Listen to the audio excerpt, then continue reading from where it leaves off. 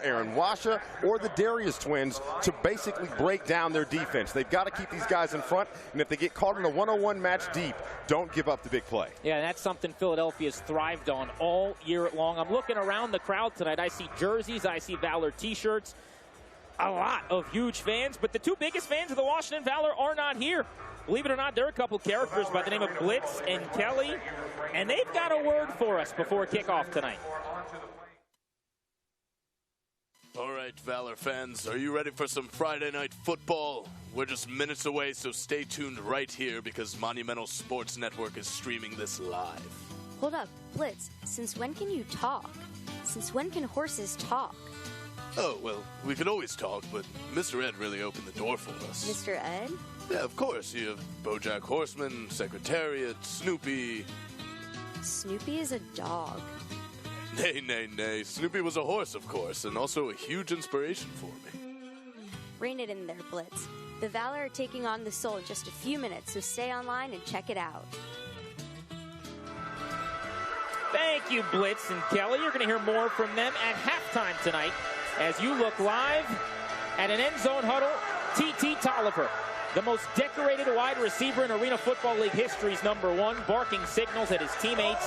Philadelphia won the toss. West, they deferred to the second half, which means the Washington Valor will get the rock first. Telling you, Grant, you can feel it in the air. You can see behind there, behind Blitz there. Bud Light Party Zone, full. Everybody ready to see the Valor get a big W tonight. Why wouldn't you come out indoors where it's not raining and everyone's dry and comfortable for some football in the summer? You're not getting any better than that. Up close and personal, you get to walk away possibly with a souvenir. Who knows? You might actually get some in-game action. Adrian Trevino handles the kicks for Philadelphia. Back deep will be Chris Duval, who's one of the more decorated return men in the Arena Football League this season for Washington. You saw that our head referee tonight is Riley Johnson. He'll be on the mic wearing the white hat. Our umpire is Jeff Carr. We got a quality crew as the Philadelphia Soul, your defending AFL champions, don their road whites, and the Valor looking for some home cooking because of the Capitals playoff run and the quirky schedule to begin the year. They have not had a chance to establish consistent momentum at home. They're finally getting 3 straight games to end the regular season. I can tell you these guys are happy to have that on their schedule. Get into a nice little rhythm, comfort of being at home in front of your home crowd. Definitely a great way to build momentum heading into the playoffs. Valor set to get the football first. A excellent crowd on hand this evening in the end zones where you party and you eat and you drink for a flat rate. I'm going to imagine that's where the majority of the fun's going to be had tonight as Trevino sends a high end-over-end kick off the net. It's going to be played by DeVault. Nice grab. He's across the goal line. He's up to the 8, and he's angled out of bounds right there. Great job of DeVault taking it off the net with one hand. Already showing some of that talent. Quarterback Arvell Nelson wears the number 4 on his chest as he makes start number 4 in Washington. You see that his fullback, James Atoya, big body who can get a carry or two at some point tonight. But the key to this offense down at the bottom is the pass catchers. Josh Reese is really coming on. Absolutely. Don't forget about Dangerfield as well. Remember, he had that highlight catch a couple of weeks ago, ended up on SportsCenter's top 10. So a lot of talent in this receiving corps for the Valor. 6'5" Nelson, a quick throw for Reggie Gray for about 3.5, 4 yards on first down. Here's Philadelphia's defense that will be trying to slow Washington down tonight. For the Soul, a group with 13 sacks on the season. They can pressure the quarterback. You see Joe Gooseby, their linebacker who comes downhill, makes a lot of plays. And James Romaine, the DB, has 3 picks this season, good for 2nd in the league. I was definitely going to say you got to watch that matchup between Romaine and Reggie Gray, 2 vets in the league. A lot of great competition between the 2 of them. 2nd down and a long 5 for Washington. Nelson's got a completion. It's Reese across midfield for a first down. Took a couple licks and kept on moving. Josh Reese and Arvell Nelson getting together early, trying to establish that rhythm I talked about earlier. Quick releases are going to be something that helps quarterbacks get the ball and basically get the offense set in motion, get everybody's nerves calmed down. I think it was 12 yards on that. Great way to start the game. We have seen Shane Stafford ascend now as the play caller. He was brought in as a co-offensive coordinator when Benji McDowell took over as the interim head coach, and he really does like calling these quick-hitting plays to get his quarterback in rhythm to start the game. Here's a Toya on a carry off the right edge, and that's too big a body to be handing a football to. But you forgot to tell him that. I'm telling you, that's a big man to get the ball in his hands. If you're on the defensive side of the ball, you definitely have to think about it once, twice, maybe 3 times before you make a hit. Defense, Toya, 5-yard penalty, first down. 30 years old. Penalty assessed to the defense. I believe they said they ran a game. You got to play in isolation, one-on-one. You can't stunt up front in the AFL. But Atoya weighs 370 pounds, played his college ball at Washington. 370. Where do you even attempt to take a guy like that down? He's been an offensive lineman all season, and he's getting play at fullback at this point. Here's our helmet cam inside the huddle tonight from the quarterback position, Arvell Nelson. So you'll see what he's seeing as he peers over the defense, gets a look at where all of his DBs are. Now he's under center with Gray in motion. Nelson drops, throws middle of the field. He's got a catch made, and inside the 5 is Jared Dangerfield, the 205-pounder's 18th catch of the year. 17 yards on a simple post route by Jared Dangerfield. I told you, he's one of these guys you have to watch out for. Again, a late addition to the Valor offense for this season, but as soon as he stepped on the field, he's been able to contribute, and you're going to see a lot of him doing stuff like that throughout this game. Good rhythm for Nelson early. All of his short, safe passes have been very accurate. I like ball placement when you give a receiver a chance after the catch. Yes, leave him enough room to make a move before the ball gets there so he can adjust. Hopefully put him in a position to make a move after he catches the ball. Great job by Nelson getting into that rhythm. Only about 3 minutes into this game, Valor got the ball first, and they're now knocking on the door with Nelson operating from under center. He fakes to Atoya. He keeps the football, and he will score his 4th rushing touchdown of the season. And the Valor leads 6-0 with 11:40 to go in the first quarter. Arvell Nelson using that height and that weight to an advantage. You thought that he gave it to Atoya, but he tucks it away and does something that Coach McDowell talked about this week. Bring the ball down. If you see an opportunity, tuck it and run. And now here the Valor are with a quick score on their first drive. Great way to start off this game. Atoya didn't even carry out the fake. No. He was already blocking as Nelson went play action. Nelson was 3 for 3, threw for 33 yards, and then ran for 3 for the score. A brilliant first drive for the QB. Pat Clark, the lefty kicker's extra point is true. The Valor lead is 7-0. We are only 4 minutes in. Quality start to Nelson's night in this start number 4 for the Valor this season as you get a look from deep in the end zone. He keeps the football, spins across the goal line, made it look easy. It's 7-0 Washington. You're watching AFL football in Week 11 on the Monumental Sports Network.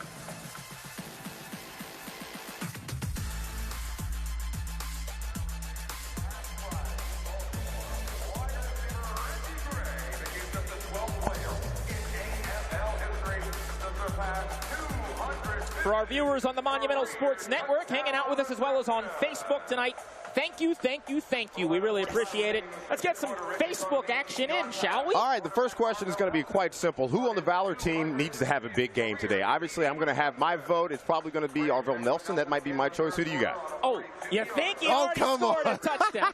You know who I'm going to go with, honestly? Yeah. Tracy Belton. I'm a little bit surprised he hasn't picked off a pass this season. Yeah. He's made a living doing that. He's got 51 career interceptions, and I think they need to make a big play on defense. Yeah. So why not the former Defensive Player of the Year?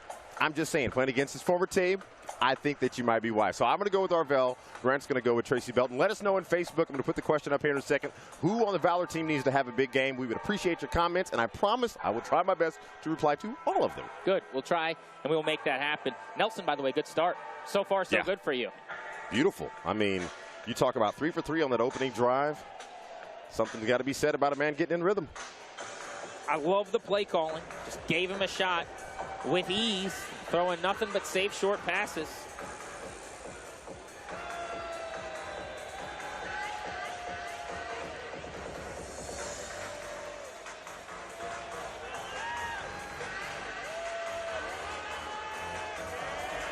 Capital One Arena, the scene of AFL action on this Friday night on the Monumental Sports Network. They're looking live at the Party Zone where fans are celebrating a 7-0 Valor lead. They march straight down the field on 5 plays. 2 of them carries, which is abnormal to have that ratio in the AFL.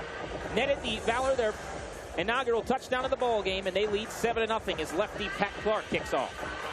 This is a booming kick, deep toward the net, way up the net. Will be fielded in the end zone and out at about the 10.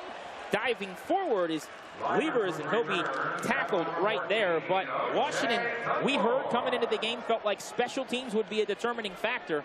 So far, clean tackle, decent return, 2 for 2. You talk about that special teams, it has to be something to take into account because it actually did hurt the Valor in the last matchup against Philly.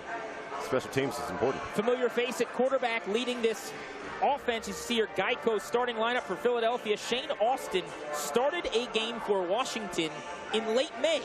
He's back here at Capital One Arena this time as a visitor. Give you a peek at the Valor defense in just a moment as the Soul take over possession of the football for the first time tonight. There will be a flag thrown as there was early movement. It's been that kind of year both for Washington and Philly. Offside, defense, number 44, encroachment, 5-yard penalty, first down. 1st and 5, thanks to our ref, Riley Johnson. But you see that Austin makes the start for Philly tonight. That's because Rodaball is no longer here. 9-0, thank you. Thank you, sir. Thank you. Tracy Belton in the secondary, a former Defensive Player of the Year and a champion in the Arena Football League. And Alvin Ray Jackson has spent a bunch of stops with different NFL clubs, as has Kareem Smith. Was on the Baltimore Ravens at one point in time. What I love about this Valor defense is you see guys come from so many different places, and you put them together with Coach McDowell. These guys really know what they're doing on the football field. Austin, a much more diminutive passer at 6 foot. He's got a quick completion up to midfield, and on the run is the leading receiver in the AFL this season. That's catch number 74 for Darius Prince. Darius, first in catches, second in yards, and third in touchdowns. I was going to say, Darius Prince is a guy you better keep your eyes on. Between he and Darius Reynolds, that's the bread and butter of the Philly offense between those two. And that's what makes Aaron Washer so difficult to keep up with, because when you got Darius Prince on one side, Darius Reynolds on the other, there's got to be somebody else that gets the ball. So good job for Prince getting involved early in the game. If you're new to the indoor game, you're getting a nice little introduction. Don't blink. There's not a lot of stopping these offenses. Deep drop for Austin. Middle of the field. Picked off on a dive. Still on his feet up against the wall at midfield. Michael Everett just made a play. His second interception of the season. And the Southwest Minnesota State product just gave the Valor the ball back. That's what Coach McDowell put him in the game for. We talked to him earlier this week, and he said Michael Everett's going to be a guy in the secondary who's going to really have to step up and make a difference. And here you see him being right where he needs to be, making a great midair interception, giving the Valor the ball. The interception gives Washington a chance to go up multiple possessions. We'll be back on the Monumental Sports Network as the Valor offense comes back on the field.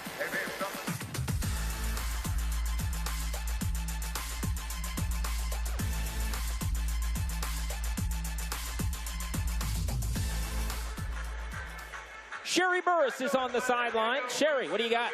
Well, guys, this is a much different team than the last time they played the Philadelphia Soul. That was good memories for them and the fact that they won. We talked with Coach McDowell, and he said this is a completely different team. It's been a little rocky at times, but they're making it work. So let's show you the 5 biggest transactions that this team have made lately. The first one coming out is quarterback Nick Davila. He was placed on injured reserve, sort of started the dominoes. He suffered a season-ending neck injury.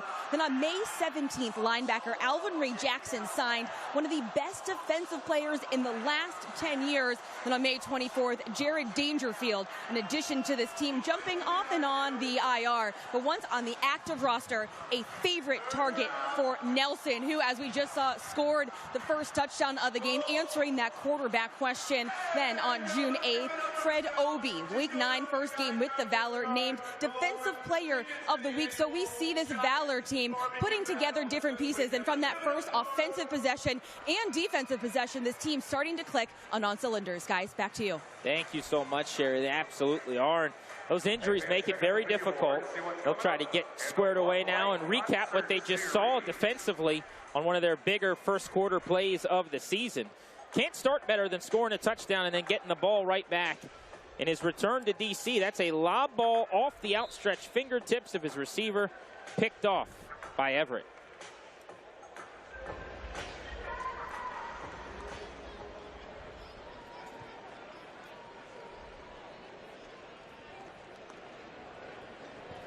Welcome back into Capital One Arena. Right back to work go the Valor as Arvell Nelson completes a pass out to the side. They're going to say actually Dangerfield dropped that pass up against the wall. Brings up 2nd and 10.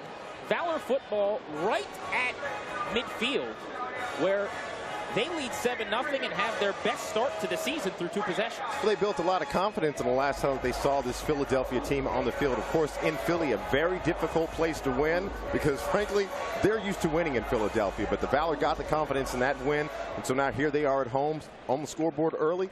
Things are looking their way.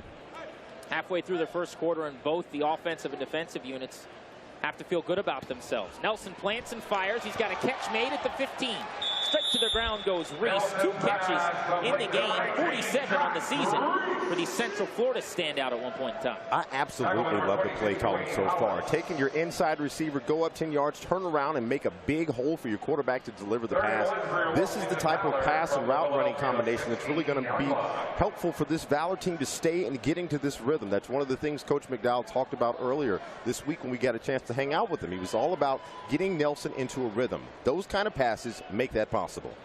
Good stop, makes it 3rd and short. Nelson's going to plunge past the 15 for a first down. Just dove straight ahead for 2, right behind Jordan Mudge, his 330-pound center from Nevada. That's a lot of guy to move. I'm just saying, between Mudge and Nelson, both of those guys equally both weighing over 250 a pop. Well, how about the weights listed of 335, 330, and 360 for Savage, Mudge, and Parker up front, respectively, left to right. Wow. Hats off to whoever has to feed the offensive line. Speaking of hats off, because someone's feeding them good, hats off to the hat cam, which you just saw, being worn by Shane Stafford as he was addressing his quarterback and calling the plays. We'll be showing you the hat cam throughout the night here on the Monumental Sports Network. Nelson's got another completion. This time it's Reggie Gray. He picks up about 4. Looked like his teammates wanted a flag as he got slung to the ground. Gray, by the way, 53 catches on the season. In the last month, has joined the top 16 all-time in yardage, the top 15 all-time in catches, and the top 12 all-time in touchdowns in the AFL. He's been busy. They call him Big Play Reggie Gray for a reason. You can count on him to contribute no matter if he's in the slot or outside, deep routes or underneath. The guy knows how to play the arena game, and he does a very good job. You give him a veteran quarterback like Arvell Nelson. That's Coach Stafford, the play caller, with that hat cam. It's my favorite look that we've got. I love it. You see him communicating with the quarterback. Nelson wants the end zone. He's going to settle for a shorter throw. Right up against the wall is Reese. Splits the distance needed in about half. It's going to be 3rd and manageable for Washington. That feels like 6 receptions. He almost had a streak going right there. Of course, that one that was dropped by Dangerfield on the near side. But I just love the rhythm that they're giving him right now. Quick underneath routes. The last play, yes, Chris Duval was dragging behind the defense. But if you don't see an opportunity there, take what the defense gives you. Josh Reese is right there on the sideline. Another completion. Valor moved downfield. The closer you get to the goal line indoors here in the AFL, the tougher it is because you've got less space, which is really what you're looking to operate with. Yeah. So we'll see what they draw up for Nelson. He drops, he fires into the end zone, and it was dropped by Reese, who came free. Ball hit him in the chest, but the play's timing was just a hair off. A little off, and that one had a lot of heat on that one. I know that Arvell Nelson had the window that he wanted. Just put a little too much mustard on it behind the receiver. Just couldn't quite make the catch. I think he thought he had a much smaller window than he did because the DB fell down late in the play. Right. He may have thought he had to whiz that into a very small area, and it turned out because of the defensive back falling that his receiver was all by himself. Yeah, not something that happens often, especially when you talk about where they are in the field and the space given. You don't expect there to be windows that big. Most quarterbacks tend to tighten it down and throw harder passes to squeeze it in. I know it's early here, Wes, but this is a big play. Chance to go up a couple possessions for Washington. Nelson plants and fires, and it's dropped inside the 5. He was looking for Gray, couldn't come up with the catch. That was actually Chris Duval going down to his knees, beg your pardon, who checked into the game. So Washington's going to turn the ball over on downs. The Soul, trailing by 7, will take over possession for the 2nd time tonight. They'll be operating from their own 8-yard line when we come back on the Monumental Sports Network. Live at Capital One Arena. Fun atmosphere on this Friday night. Fans staying dry, staying out of the rain.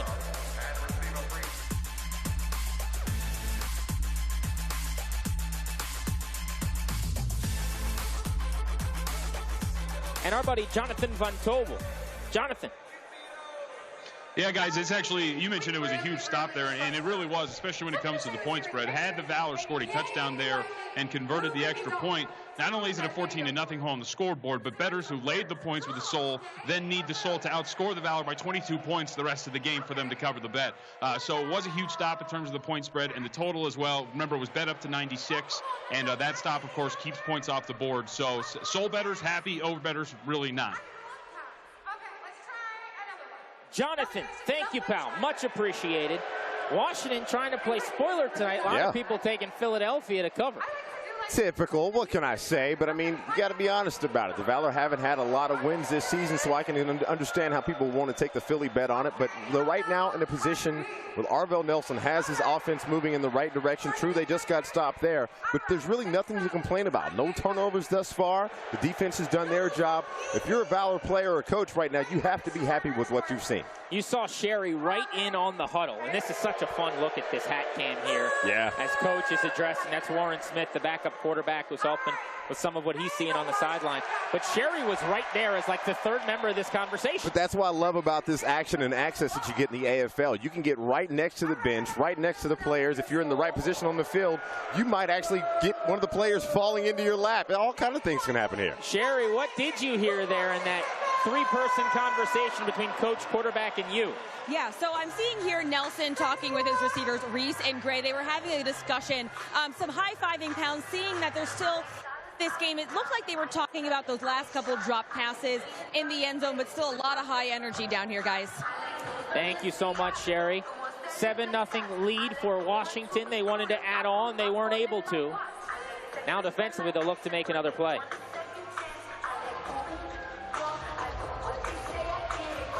Welcome back. It's Friday Night Football at Capital One Arena. Valor fans hoping for win number 2 on the season. Thanks for watching us, whether you're on Monumental Sports Network, NBC Sports Washington, or streaming us on Facebook. We give you plenty of options, and we love that you are taking advantage of one of them. Great night for football in D.C. Referee's going to sort a couple things out before we get back to action here. Friday night lights, you know what I mean? Indoor, weather's a little inclement outside. You come inside, get some football action, maybe hang out in the Bud Light Party Zone, which is almost at capacity right now. I don't know. That's where I think not only do you get your best value, but more importantly, you have the most fun. Oh, yeah. It's you're not paying action. one rate, you're drinking and eating as much as you want. What else needs to be You said? get no complaint from me. Philadelphia down 7-0, back to work, and for the second time in their drives, a whistle before the first play. Offside by the high motion man, number 6. Penalty is half the distance to the goal line. First down. That's the leading receiver in the league, Darius Prince. It's pretty hard to get called as the motion man. They tend to go ahead and let a little relaxed on that when that happens. But you can see right now the Philly offense really not used to playing from behind, especially on the road against a team that they've had a little bit of a history of dominating. Now here they are. They've got to get calmed down, settled into this football game, and try to work their way downfield. You really have to get over the line of scrimmage. They'll give you a yard. They'll give you a yard or so, generally. Motion is from Washa. Throw is his way. He's got the catch at the 15. He's slammed up against the wall. That's Obi on the stop. Washa doing a really good job of getting across the face of the defender. You see it right here on the replay, right across the middle. And all he really has to do is catch the ball and make his way to the field. 16 yards on the reception. Great job. Washa is the guy we told you about pregame who went for 12 catches. 7 of them were touchdowns and 208 yards last week. That 7 kind touchdowns. of game, you'd think, oh my gosh, this guy's the best player in the league. He's got 29 catches all year, but 12 of them came last week when he just exploded. And by the way, somehow didn't play college football? Yeah. I need to double click on that story. Blitz coming from the corner, blown up and now wide open, deep. Washa drops the pass. Prince wanted that pass because Belton came on a blitz and smacked him in the face. But then he got behind Belton and looked like he had an easy touchdown. Washa was the intended receiver, though. If you were in the building, you heard the entire crowd go, ooh, off camera, because look at the contact on the right side of your screen. Darius Reynolds just flat out runs over Michael Everett. Thankfully, Washa was not able to come down with that pass, but a lot of high-impact football up close and personal here in the AFL. Second down and 10 from their own 20. 5 yards from the middle of the field stripe. Philly looking for its first score of the night. 13 minutes into the game, abnormal for this high-powered offense. Austin, way up top. Washa, goal line, touchdown. The Soul are on the board. Man coverage way down the field.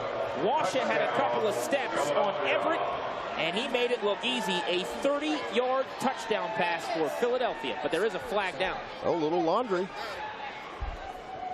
Shane Austin overheard the conversation and went and celebrated with his teammates, which isn't good news for the Valor. Too true, but we talked about this at the beginning of the game. By the defense. That penalty is declined, and the results of the play, touchdown. Talked about at the beginning of the game, no fly zone, not allowing deep one-on-one passes to occur. Now, it's arena, sometimes you're going to get burned on a play, but they've got to limit that with one-on-one with Michael Everett. Obviously, they're going to try to pick on him. He's given up 4 inches to Aaron Washa, who made it look very easy in the corner of the end zone. About 6'6", but that height didn't matter. That ball was dropped into the bucket by the former Valor quarterback Shane Austin. A big night for him, trying to prove that they shouldn't have let him go. Trevino's extra point could tie the game from 10 yards out. He drills it. So it's 7-7 and 1:30 to go in the first quarter. Just a perfect pass to Washa, who for the 8th time in 2 games got to dance in the end zone. We're all even, late first quarter. Here come the Valor on the Monumental Sports Network.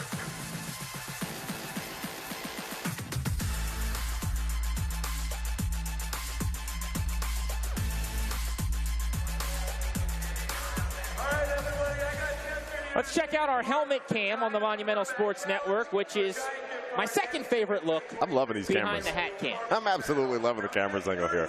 I mean, think about the access that you get with these cameras. You get to see what guys are actually thinking. You know, sometimes it's an eye contact thing. Guys don't really need to say much. Other guys a little more verbose. You know, will share everything they have in their verbal repertoire. But you can see right there, big play Reggie Gray talking about the different routes that they're seeing, what options might be available the next time the offense gets on the field. So great opportunity to really kind of get an inside peek at what it takes to make a team work on the sideline. I'm going to make you choose between 2 beautiful models here. Ready? Okay.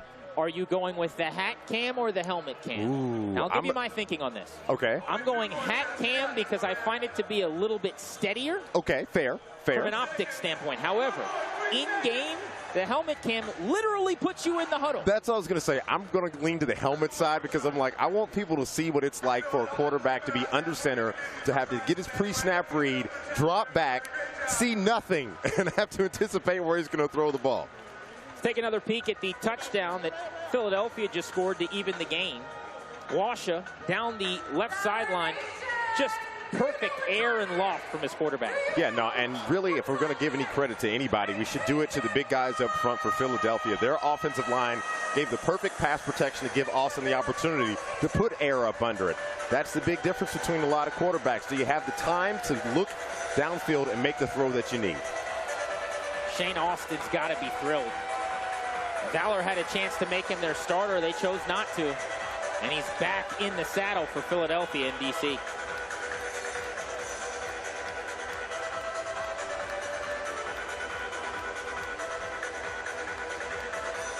We're all even at Capital One Arena, where the Valor looking for win number 2 in a few weeks against the defending champion Philadelphia Soul. Tied at 7, they scored first, turned the ball over on downs when they got back into Soul territory. And the Soul are right back in the ball game. Washington a chance to retake the lead in moments. Well, now's the opportunity to do it. You can see some of those fans in the party zone giving them a little whatnot to the Philadelphia players up close. Quite personal. And is that Van Gogh's impression of a DC Starry Night? Why is that painting there? I have no idea. No, you can't find it on Pinterest or eBay. That's a weird thing to bring to a football game. I mean, the Portrait Gallery is down the street, but still. That would be a more fitting thing to bring to the Portrait Gallery. Right. Hey, whatever, man. Whatever goes in the party zone. Trevino's kick is high and lofty. It'll split the uprights. DeVault's still going to play it from the back wall. He's across the 5, room at the 10. Foot race, 15, flags down midfield, and he's thrown against the wall in Philadelphia territory. Chris DeVault is such an exciting return, man. There is a flag, though. And the return, holding by number 25 on the return team. The penalty is half the distance to the goal line. First down. You got to remember, in football, that's not supposed to happen. When you see a lane that big, there's probably some holding involved. Michael Everett's had a mixed bag tonight. He had the big interception. He got beat on the touchdown, and he got called for that penalty. You see, that's the hold on Washa right there. Good call. And that's what sprung Duval, who's one of the better return men in the league. He was thinking about his second touchdown of the season on a kick return. I mean, he had it. That's the thing when you look at it like, Mike, let him go. Washa was literally 5 yards inside the numbers on that. He didn't even have to lock him down. He could have definitely let him go. But anyway, got to look to the future now. Here goes Arvell Nelson again. Tackle Anthony Parker waved his left hand, as you saw on your screen, which means he's the tight end. He's eligible. Nelson from his own 1. Caught at the 10. Josh Reese is leading receiver tonight. Picks up 5. Quick 5 for Josh Reese, adding to his numbers on the year. And you can see right here as Nelson goes over to talk to the coach with the helmet cam. This is what they're discussing, getting into this rhythm, taking what the defense gives you. If you see the secondary dropped off 7 to 10, go ahead and take that underneath route. Take that little quick hitch outside and get those yards. 4 catches, 29 yards for Reese in the early going. We're under 30 seconds to play in this even first quarter, 7-7 game. Valor going to try to get another playoff, and it looks like Reggie Gray, their leading receiver, is checked in. He'll be in motion from the end zone. Nelson deep drop, looking way down the field, flexing that muscle, and he throws it incomplete into the end zone. That was Gray on the final play of this first quarter. It was way too far. So after one frame, 7-7 is your score. Philadelphia is playing for the top seed in the AFL. Washington's just trying for some positive momentum going into the playoffs. But the underdog got off to the faster start. Quarter number 2 is next right here on the Monumental Sports Network from Capital One Arena.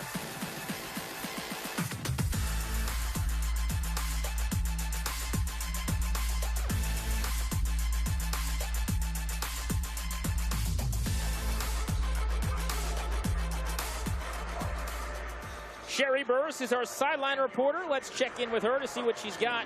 How are things going?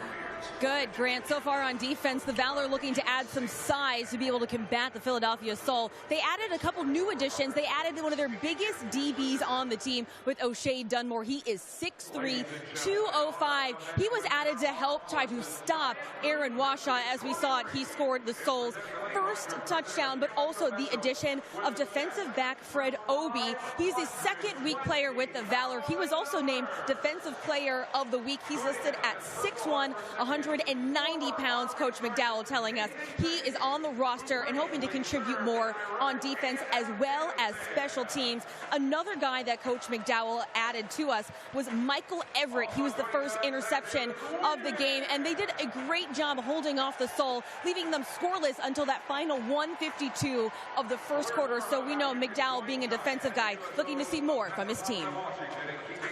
Sherry, we've seen that theme in the NFL. DBs are getting bigger. Yeah.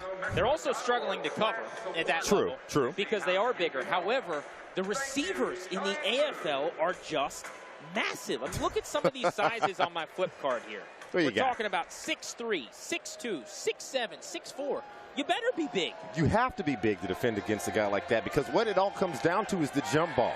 At the end of the day, the quarterback's going to throw the ball, and gravity's going to bring it down. If you can high point it, you put yourself in a better position to get the reception. That's what it all comes down to. Is that Alanis Morissette? What it all comes down to. You know what? You actually, hold on. I know there's a sample of that in a old Kanye song. I remember when it all comes down. I'm not going to sing because nobody's here for us. There you go. Yeah. Dropout. Look at that. The last album I actually enjoyed. No, I'll tell you what. You're not wrong, by the way. I'm a Kanye guy. I was more a Kanye guy then. You and me Watch both. Washington Valor games live on the Monumental Sports Network. Visit monumentalsportsnetwork.com. We give you a lot of access, a lot of content, no reason not to check it out. Valor getting ready to get back to work.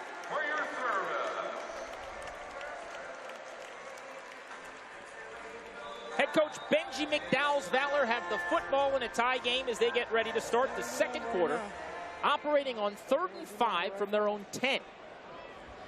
Split way out to the right is Dangerfield. Nelson with a 5-step drop, looking left, got a catch made. Gray got drilled. He stood up and said, first down. Big play. Reggie Gray takes a hit across the middle like he's been there and done that before. It's going to take a lot more than that to stop him. What I love about this is the route combination, bringing him to the near side of the field. And if you could see, there's actually 2 receivers there. That's why Jones was in the zone. But a great job of Reggie Gray catching the ball, taking the hit like a receiver's supposed to. First down, Valor. Torres Jones's 21st tackle on the season might have been his most physical. Oh, yeah. That's one he's going to add to the highlight reel. Drop a shoulder in somebody, flat back him. Even gets first down or not, doesn't matter. The film looks good. Little guy like Gray, Wes, that she takes pride in taking that thump. Oh, yeah. Big 6'5" Nelson touch pass. Gray takes another lick. Keeps on moving. Right in front of Jones this time. I tell you, that's what you do when you got a receiver who makes a big play for you. You feed him again. Let him get the ball as many times as you can. Get this relationship of brewing some great stuff. Because look at that. Right in front of Jones. Knows the contact's coming by Romaine. Drop your shoulder. Get another first down. That lack of fear is why he became the 15th wide receiver in the 800 catch club in the AFL this month. That's crazy. Reggie Gray doesn't have a lot in height, but he makes up for it with skill, speed, and a ton of heart. 8th year in the league, listed 5'10", 175. He remains on the field in the slot. Nelson plants, looking, firing, way too tall and incomplete. Someone's taking home a football. Arvell Nelson wisely gets rid of that ball, sends it up into the first or second row. I can't tell what it ricocheted off of. Really great job of not throwing that ball into a small window. Because look at that. That fan right there, little man, gets to walk away with the ball. He's like, no, sis. No, it's mine. You're not getting to hold this football. She's listening to something that isn't us, probably. She should be listening to us. And with, you know, maybe she is. She probably is. Maybe she's a huge subscriber to the Monumental Sports Network. She just couldn't possibly watch this game without hearing you and me break it down. Because she knows if you want your Valor football, you want it with Grant and Wes. Second down and goal from the 9 for Washington. Arvell Nelson operating in rhythm. Throws to his right, got a catch made. Falling into the end zone with a Valor touchdown is Jared Dangerfield. His 3rd of the season. Washington leads 13-7 early second quarter. Look at that. Valor offense clicking on all cylinders. Whether it's Jared Dangerfield, whether it's Reggie Gray, doesn't matter who. If you've got on a Valor jersey today, you know you're going to have to bring your A game to get a W against the Soul. 9-yard touchdown catch. How about his ability to keep himself up off the ground with his plant hand about 2 yards from the goal line? Just awareness, great field awareness to know where the goal line is, to maintain his balance. 6 more points. Pat Clark has now made 15 consecutive extra points. 2 for 2 on the night. Nelson chirping and talking with his teammate, saying, thanks for getting that drive started, Reggie. Here's your Valor touchdown. Gives them a 7-point lead. It's 14-7 in the second quarter.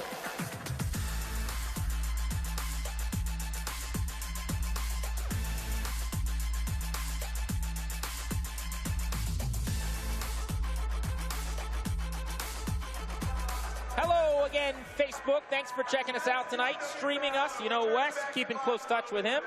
What's going on? All right, so Mr. Snow, you know who you are. You said that our mascot has to have a big game, and that is true. He does, because we need everybody on the Valor team to kind of bring their A game today. But what really we want to know is this. Is Arvell Nelson done what I asked him to do? Be the guy that I thought was going to have a big game? So far, so good. Yes. I would think so. Okay. What could he have done more? Nothing really. Well, actually, he could have scored on that second possession. Good point. They might have been able to get in that, but they right now, dropped touchdown on that possession. Yes. See, a lot of crucial stuff that really could have helped this Valor offense. But now for the second quarter, we're going to ask another question, kind of switch gears, because the NBA draft was yesterday, and of course the Washington Wizards drafted Troy Brown Jr. So I want to know, if you're drafting an AFL team, which is more important, a versatile two-way player or a dominant quarterback? Which would you rather have with your first pick if you're drafting for an AFL team? Oof. Now, am I drafting for the Valor? Yeah. I want a quarterback that can play for several weeks in a row, because the durability at the position has been a problem to this point. True. And it's no one player's fault. It's bad luck. Yeah. But this is reminding me of the University of Maryland. Oh, if you my follow gosh. the turf, they just run through quarterbacks. I'll always say QB. I think it's the most important position in sports. I couldn't disagree with you. I honestly think a great quarterback is essential on any level of football. But I'm going to go the other way and say a two-way versatile player. Only because of injuries, you want to be able to rotate players. So say you got an offensive guy like Alvin Ray Jackson used to be, who's on defense now. You got a guy like Jake Payne who can play both ways. Versatility is so important in a game like this because anybody needs to play any position at any given time.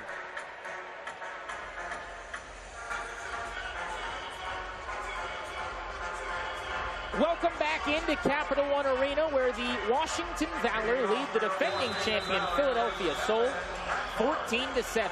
11:50 to go in the second quarter on what has been an enjoyable Friday night of AFL action in Week 11 here on the Monumental Sports Network. Pat Clark now 47 of 51, kicking extra points on the season, ready to boot this kickoff. The lefty has us back in play. Back deep is Livers. He's going to make the catch on the O of Washington. He's going to be spun down at the 1. Michael Everett.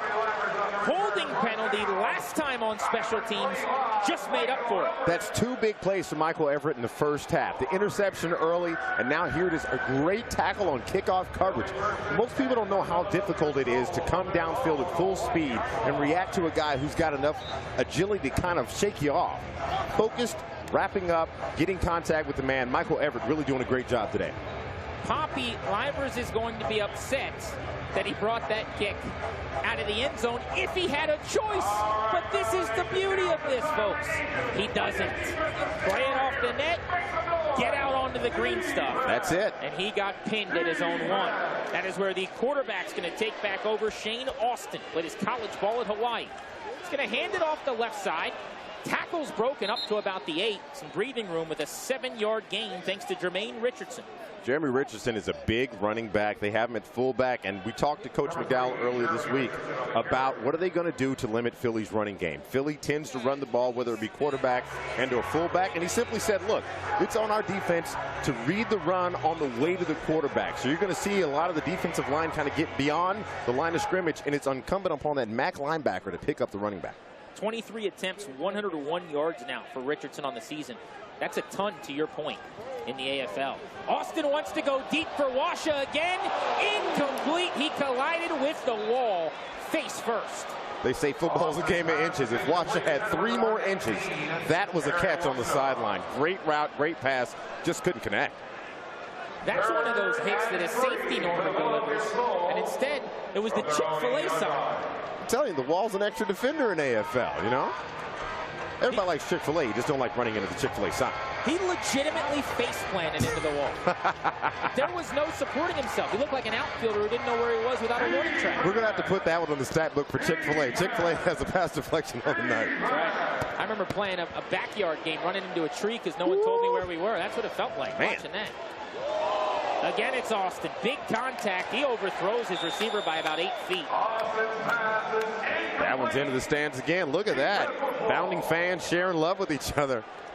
If you see him in a Navy jersey with 17, that's a founding fan. We are seeing a theme, though, where Washington is blowing receivers up at the line of scrimmage. Oh, I loved it. That's Benji Mcdowell's approach to this defense. Be aggressive, be physical up front, do not concede anything. As a receiver, nothing made me more upset than getting somebody up close. I'm a big guy, so if you don't give me space, I get frustrated. That's what you want to do to disturb the timing on these routes for Philly. 4th down and 3. Philadelphia with the strength of its formation to the quarterback's right. Quick throw that way, and the leading receiver in the league makes what is now his 76th catch to move the sticks. It's a quick first down for them, and I tell you. That's Tracy Belton on the field, grabbing his right hand. Former champion, former defensive player of the year in the AFL with this Soul team. Yeah. Of course, they're on a big hit on the defensive side of the ball, trying to break up that pass deflection. Probably got pinned in between the two. You can see as he was going down, he was already wincing in pain. Maybe some friendly fire from Alvin Ray Jackson. That's 210 pounds coming right at him as well. His teammates gathering around as he's being tended to. Football is a contact collision sport. And what do they say? Kind of a bit of a bang-bang situation. So hopefully Tracy will be all right. Shane Austin gets to come over now and regroup with his offense, talk to his coaching staff. after a big first down conversion for the Soul, down 7 points, approaching the middle of the second quarter.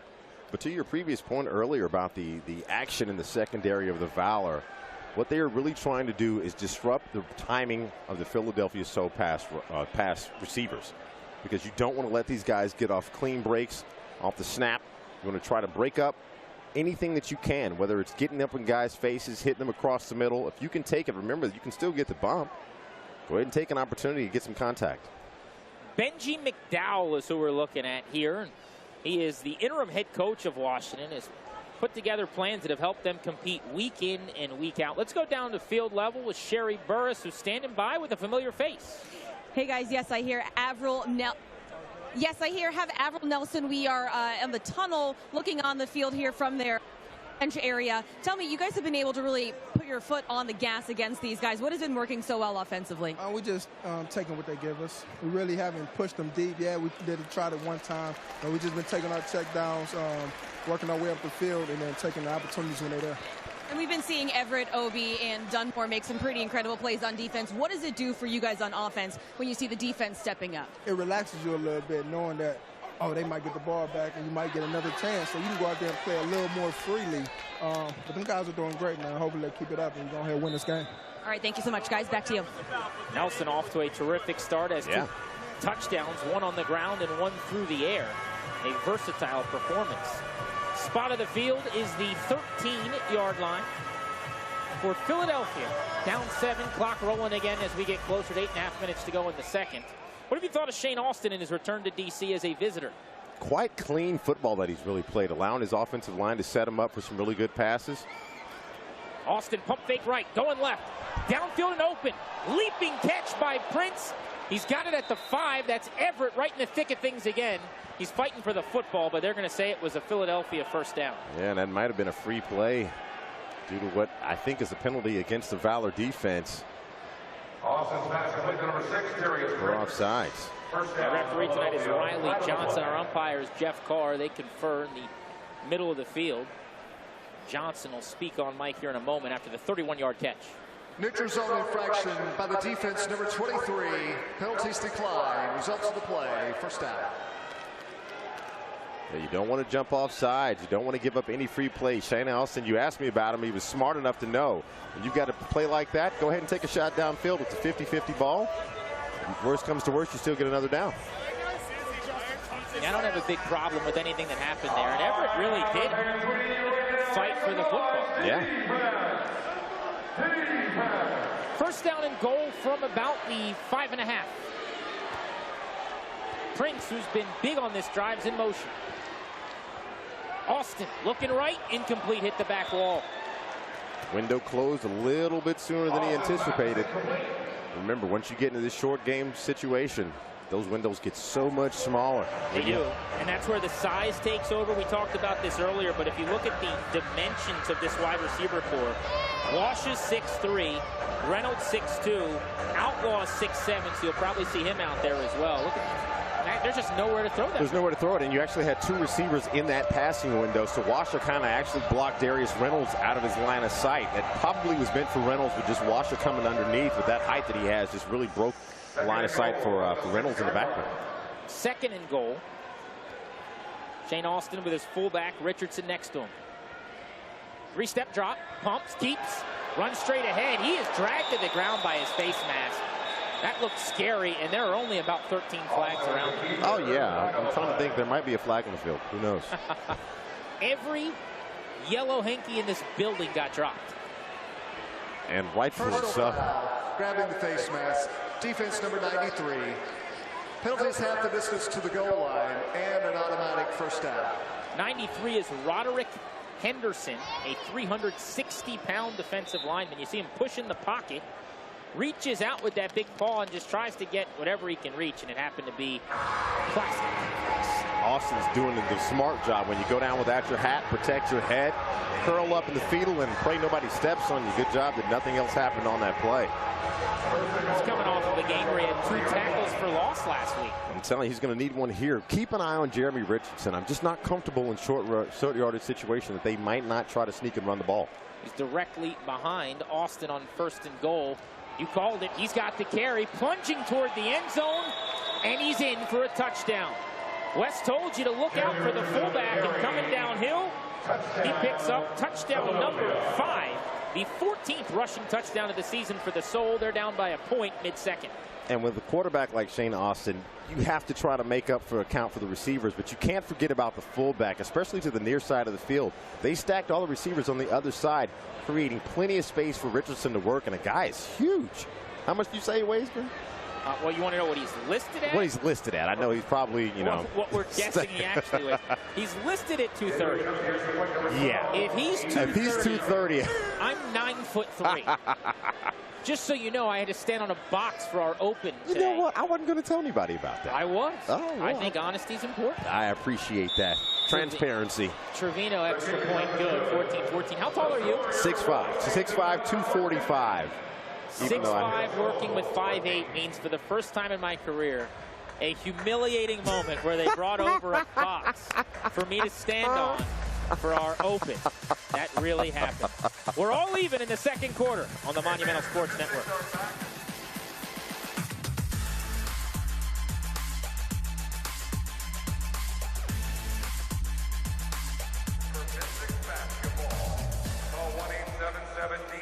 Valor playing at home tonight, next week and the week after. Home cooking, Sherry Burris. Yes, sir, guys, and there is nothing like home cooking. The Valor starting the first of 3 games at home, and Coach McDowell was telling us he's looking for consistency from his team on the field, and it starts as simply as having a consistent schedule and playing at home. It really even boils down to knowing where they sleep at night and familiar beds, eating at the same places and being familiar with that, even which locker room they go to. This will be including the playoffs when they do have a home game. They're looking to take at least 3 games of the next 4, and guys, there is a good turnout. I was just over with some of those Valor players. You could feel the energy. They are building off one another. Certainly happy to be back home. Well, they should be. Great turnout tonight on this Friday, Sherry. I'll tell you, there's no place like home. No doubt. The comfort of your own bed, get to eat in familiar restaurants. Don't have to worry about that travel schedule. Sherry, I want to ask you real quick.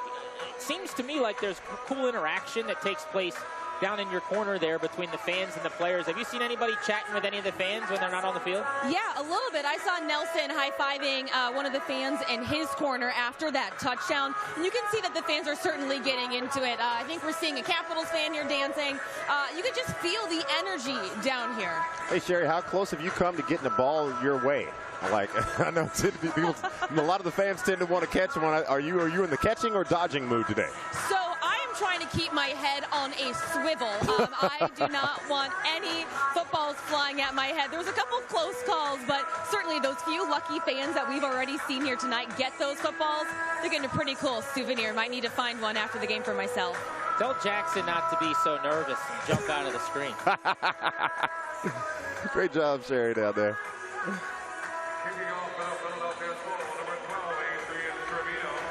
5 minutes, 30 seconds away from intermission here at Capital One Arena, where the Valor and the Soul tied at 14. Philadelphia came into the night 5-4. Washington 1-8.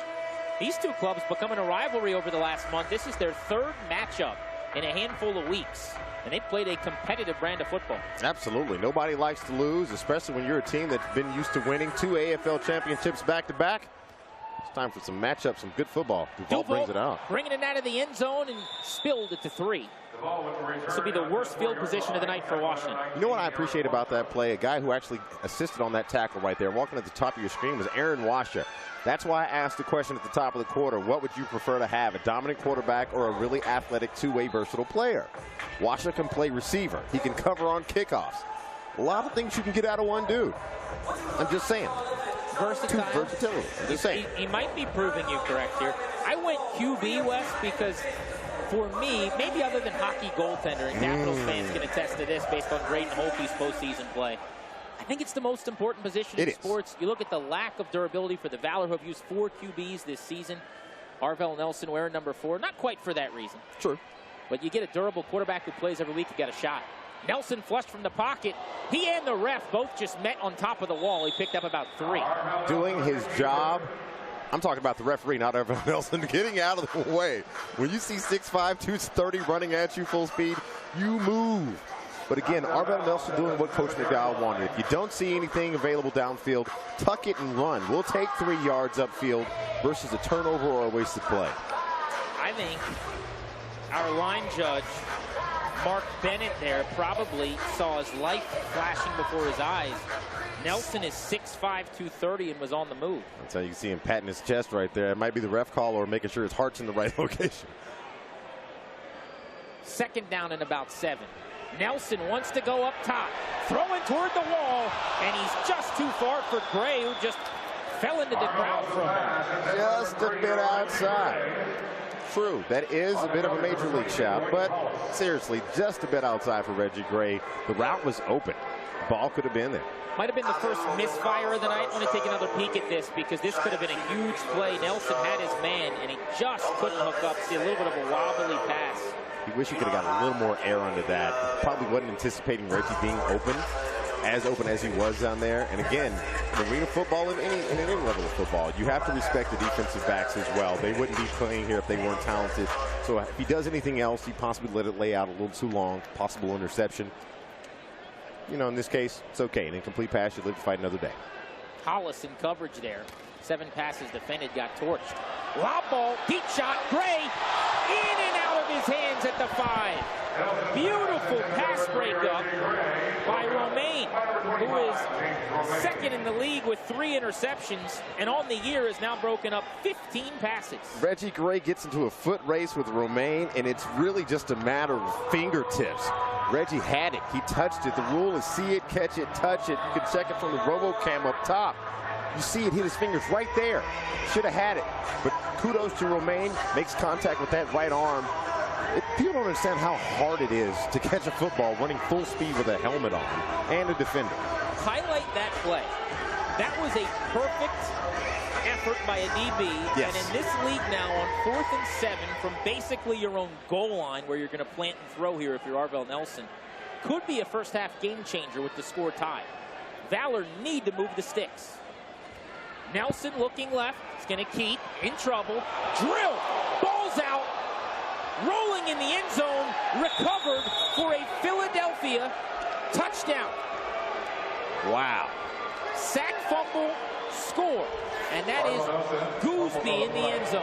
Doing a big man dance. And the defense puts it on the board. Can you believe that? Arvell Nelson doing his best to try to shake loose, try to create something. Pocket collapsed. Nobody available. You see him with the drop back, looking downfield, doing what he's supposed to do, trying to create a play. Just doesn't see the defender wrapping around the backside of that. Thomas Dover coming in and making a big hit for the Soul defense. Dover changing the game with 2nd effort. That play, he could have easily quit. At that point, he's done his job. Quarterback's moving upwards. Looked like he was going to keep the football, but he stayed in pursuit, got a big sack. Mentioned that Philadelphia had 13 as a team coming in. As far as the AFL goes, over 1 per game is a pretty big deal. That's a great average. First lead of the game for Philadelphia. Trevino with a minute to go in the half, ready to tack on his 3rd extra point. Bad snap, good hold, and he still knocked it through. Give credit on the hold to the backup quarterback, Greg McGee, as the snap was not good. Here was the play that gave the Soul the lead. Nelson trying to ad-lib in the pocket, dropped from behind, and you can cue the blooper music. Touchdown, Philadelphia. It's 21-14.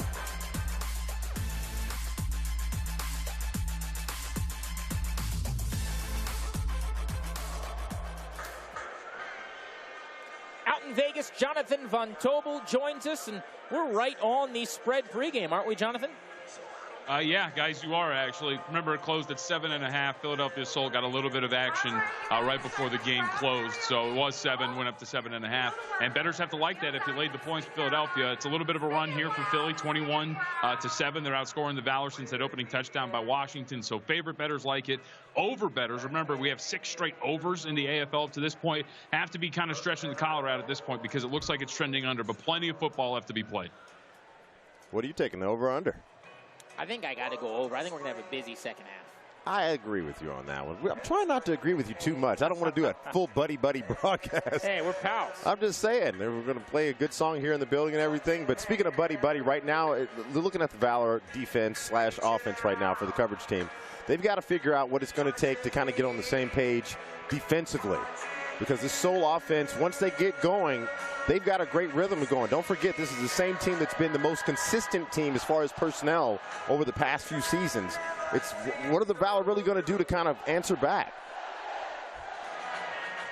They've been answering, showing resilience throughout this game and throughout much of the season, but you're right. You can't let a game that you've had in your grasp get out of hand right before intermission. No. Especially a team that the last time you saw each other, you took a W right there.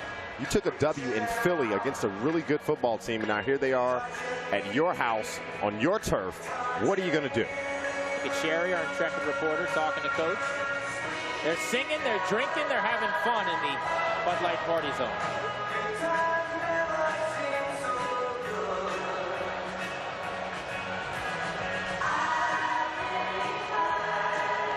Welcome back to Capital One Arena, where they're singing and they're drinking in the Bud Light party zone.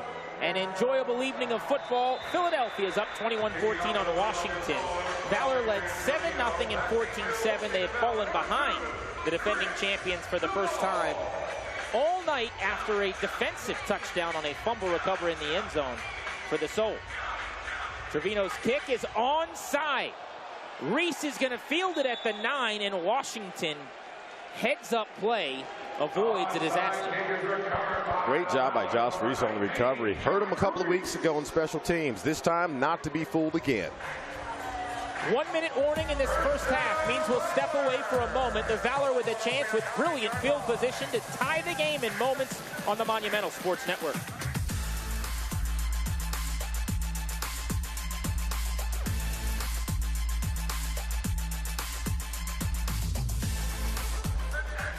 Moments ago, you saw Sherry talking to Coach McDowell. Sherry, what'd you learn? Well, Grant, I just spoke with Coach McDowell, and I asked him, what is the plan in these final 59 seconds? And he told me right now they anticipated an onside kick, so now that they have the possession, the goal is to get this thing tied at the half. Got to get even, got to get some momentum. Got to do it. I think you stick with big play Reggie Gray downfield. He's still somebody that you have to reckon with. Now, remember, here's the deal, though. You're in short field situation right here. The ball's going to be on the 9-yard line going in for the Valor. I might say this. Get a little first down run action in. Try to get that defense thinking a little bit. Don't let them just be able to pin their ears back and know that they can run downfield after the quarterback. If you're able to sneak in a quick run right here, set yourself up maybe for the second down, possibly a quick slant route across the middle. If you can't get that going, maybe a drag across the backside of the end zone, maybe getting the DBs caught up a little bit. I'll call the next 4 plays if you really want me to.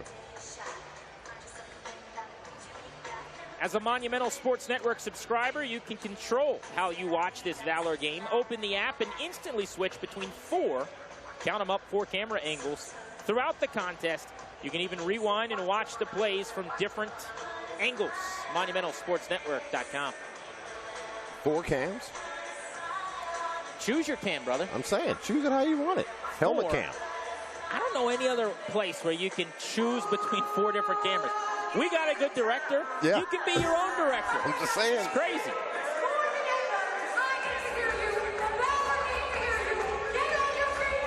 You were just in the huddle with helmet cam, and now you are looking live at a guy who looks a little bit like Napoleon Dynamite. Doppelganger, definitely. 21-14, Soul over the Valor on the Monumental Sports Network. Back to live action with 59.4 seconds to play in the half. Valor, pressure coming. Nelson avoids 1 hit, and he's dropped. 2 sacks on 2 snaps for Washington in their last 2 plays. I tell you right there, they're going to have to work on that pass protection right there. It was James Otoye on the outside. Just got beat off the snap and kind of disrupted the playing and timing of that play for Nelson. Let's see what Philadelphia's thinking as they burn their first time out of the half. They want the ball back. Don't forget that last minute of each quarter, and of each half, that's when the clock stops for either official timeouts, injuries, etc. So now you're going to start to see the game step out just a little bit as we end the half. 2nd and goal is upcoming from the 11. 46 seconds to go in the half. 21-14 count. You can save on gas by shipping at Giant. Register your Giant card online and visit giantfood.com as a Monumental Sports Network VIP member. Get that access to free Valor tickets. Get monumental.com today. Start a free trial.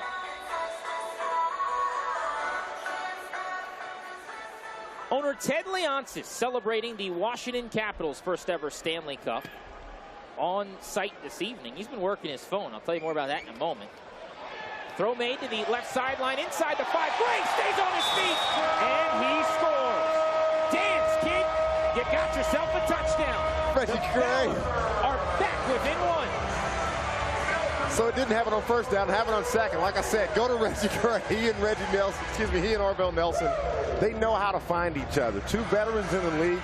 Reggie Gray has proven already in this game he can take a couple of hits. And on that play right there, takes 2 defenders, bounces right off them like ping pongs, and gingerly struts across the goal line. He's also one of the better dancers on the team. Oh, yeah, he's got a little shimmy action going. You can't hate the shoulders, I'm just saying. He gives Clark a chance to tack on a game-tying extra point. Snap is perfect. Hold by Dangerfield's good, and the kick is true. We're knotted up at 21. Philadelphia will get the ball back with 40 seconds to go in the half. Nelson, 11 for 18 with 104 yards and 2 touchdown passes. This was the second. It was really all Gray on the back end. Spin move easily into the end zone. Gray's got 50 yards on 5 grabs. And this score, as you look at our RoboCam up top. Well, see, what he taught you there, though, is in football, you wrap up. Don't drop the shoulders, because then if you lower your shoulder, a guy like Reggie Gray is going to make momentum become your enemy. He just literally bounced off the hit, so it's really more of a thank you card to the defenders for not actually putting their hands out to wrap him up. Benji Mcdowell's talking with his coaching staff in that helmet cam. Arvell Nelson. He told us he thinks Nelson is just about done what he called the training camp phase of his season. Remember, he's an in-season acquisition. Yeah. This is his 4th game in Washington. I believe because he had such an outrageously impressive first game where he had 340-plus yards, 7 touchdowns. He lit it up. Everybody just had lofty and unrealistic expectations, but he said he's still learning this offense. They went and got an OC and Shane Stafford to call plays in season, but he felt like tonight might be the first time with the week of practice that they had that you could really see them leave the nest and take flight. Well, it's a reminder to people that really want to appreciate, whether it's arena or the outdoor game, how much work it takes for a quarterback and an OC and a head coach to all get on the same page. And the fact that they've been able to do it in stride mid-season is phenomenal. I mean, there are some guys who, you know, they could be with one team, one coach for a long time and still can't put up numbers. Arvell Nelson steps in week 1 and lights it up. I wouldn't be surprised to see an onside kick here because in the AFL, you want to have the ball last. Yeah. 40 seconds, as you just saw, can be an eternity. That could be 3 possessions. So we'll get the ball back to start the second half. We will get an onside kick. It will be fielded, and Washington just about ran it back into the end zone, but he got dropped to the ground. Yeah, he got deer legs on that one. A little Bambi action. Saw the goal line and then thought to himself, let me go down, let me not possibly create a turnover. Did his job, got his hands on the ball and able to secure it. Very close. Did you see who made the tackle here, by the way? Don't tell me it was a kicker. Let me look at this again. It was the guy next to the kicker, T.T. Tolliver. Not the wiry veteran. The 41-year-old Jerry Rice of the AFL, who's the leader in every single category. I tell you, T.T. Tolliver is the guy that if you want to learn how to play football and you want to see how to take care of your body, T.T. Tolliver's the guy, hands down. Bethune-Cookman, a guy who's the only player in the history of the AFL and the NFL to win an championship, Super Bowl, and a title in this league as well in the same season. Quick throw, middle of the field, caught down to the 2. Clock will stop here momentarily. It's Prince again. There is Prince getting involved in the action. To the point of T.T. Tolliver, yeah, back in 02 with the Tampa Bay Buccaneers. But you can kind of see they've been hitting these receivers for Philly up to the point where these guys really aren't comfortable in the middle of the defense. So that's why you saw Darius Prince getting up a little gingerly. A lot of contact coming out of that Valor secondary. Spot the ball at the 3. 9 seconds have elapsed with the kickoff and that quick strike. Prince does not drop passes, does he? No, he's not one to drop passes. Now he will drop a shoulder in you. What do you think defensively they're drawing up right now with Benji McDowell? Watch the crossing routes. Bottom line, don't allow a guy to clear your zone without making up for the next one. If you're not going to run full man, you just drop a zone D, cover the guy that comes within 5 yards of you. And as a guy with a lip reading degree from George Mason University, I also just saw McDowell saying press, press, press. Oh, wow, they're going to get in him. So he wants his DBs up on these big wide receivers at the goal line, and you can see that they are playing bump on the outside. Motion's coming from the big fella, Washa. Give is straight ahead. Trying to move the pile, still on his feet, pressing towards the goal line. Ball came out, but they'd already signaled touchdown. For the second time tonight, the fullback, Richardson, scores. Quick whistle, according to this crowd, but the Soul have taken a 27-21 lead. Before the snap, I was going to say watch out for Richardson again, but I really didn't want to have anybody ask me for lottery ticket predictions. But it's something you have to understand. Richardson's a big fullback. Look at him drive his legs, trying to do his best to get across the goal line. Reminds me a lot of Eddie George against the St. Louis Rams a couple Super Bowls back. And, yeah, he broke the plane just driving your legs. That's what they tell running back. Keep your legs moving until you hear the whistle. Great angle by our crew, and you can see, as you mentioned, that's the second effort there.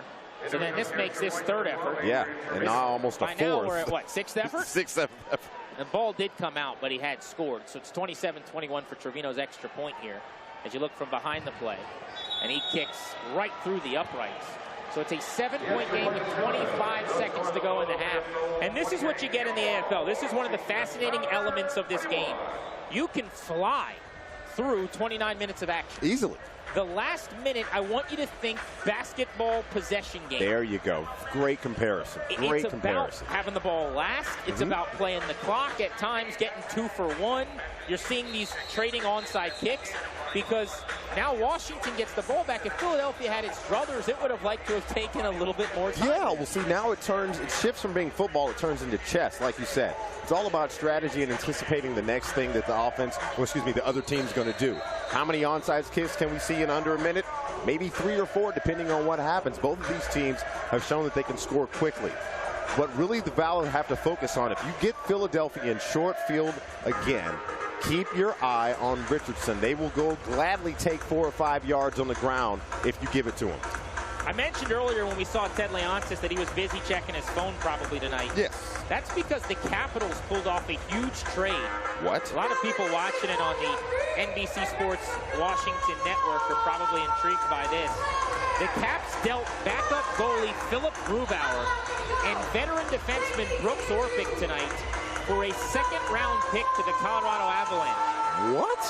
So Orpik, who helped win a title, yes. You see Leonsis right now working that BlackBerry. I'm telling you, Ted is the consummate businessman. Without Orpik, the Caps don't win the title. Without Grubauer's performance late in the regular season, they probably don't make their deep run because Holtby's not as rested. But they cleared up major cap space getting rid of Orpik's deal as this kickoff sails out of the back of the end zone. And this is a really savvy move by Brian McClellan. Yeah. They didn't have wiggle room. They didn't have assets monetarily. They couldn't go get anybody. This allows you perhaps to re-sign John Carlson. Ooh. This allows you perhaps to re-sign Michael Kempney. You're talking about some major crucial money components, yeah. freed up on the blue line. Wow. And from a Colorado standpoint, Wes, yeah, Orpik's a leader. I was going to say, you get a great player. What are you talking about? He's a culture changer. Yeah. He helps your kids like he did here with Christian Jews and Madison Bowie. I love the deal, though. I really do. I was wondering, is there any way they can get out of that contract with a year left? You got your answer ahead of the NHL draft starting. Tonight's the night they get the second-round pick back. Gray's the motion man. Quick throw to the wall, complete. That's Dangerfield for a couple. And a dangerous fan over the side trying to get in a little bit of the action after that play. Just for the fans watching the game, you're going to definitely see as they start to walk downfield, it's going to be there's the guy I was talking about. He's just working on a Snapchat. Now he's got to get the camera ready because next time you got to be prepared for guys about to fall over the wall. You got to have the right shot for Instagram. There you see him right there. Make sure you get that hashtag right. There you go, Valor. What are you trying to see if the ref got a haircut recently? Right, I'm just saying. He zoomed way in on the back of that head. He might have been white balancing on the back of the jersey. Hey, baby, guess who's in the front row tonight? Referee, baby. Nelson, middle of the field, strike, caught, Reese at the 20. Clock still moving down under 13 seconds, and Washington's going to burn a timeout on a 20-yard completion. That's what the Valor needed. give them a little breathing room downfield. Now the offense can work. Just across midfield, Josh Reese does the smartest thing in the world, catch the ball and secure it right in front of the man, Ted. The owner, Leonsis, had to stop thinking about the Orphic trade long enough to see that catch. I'll tell you. Look at him having fun with that. He's like, hey, can you please move this first down marker? I'm trying to watch the game here. Trying to enjoy the product that I'm putting on the field for the good people of D.C. When you talk about that Orphic pick, it all really comes down to value for players, for what you can get. You don't want to give up a crucial component unless you can get something for it in return. Draft picks are so crucial to any organization because that's how you build your franchise. Ted's a good businessman. He knows what to do with it. So now here he is watching the Valor trying to put some great formula together for them to get a W. 19 yards from the end zone is a really good area to operate from in the AFL. Plenty of space here. Arvell Nelson looking in the middle. Touch. Gray incomplete. He was open, and a late flag will fly, and it might be on Washington. Personal foul, roughing the passer, defense, 10-yard penalty. Automatic first down. I was anticipating that on that call because Arvell had plenty of time to stand in the pocket on that. It seemed a little odd that there was going to be a flag coming to the end of it.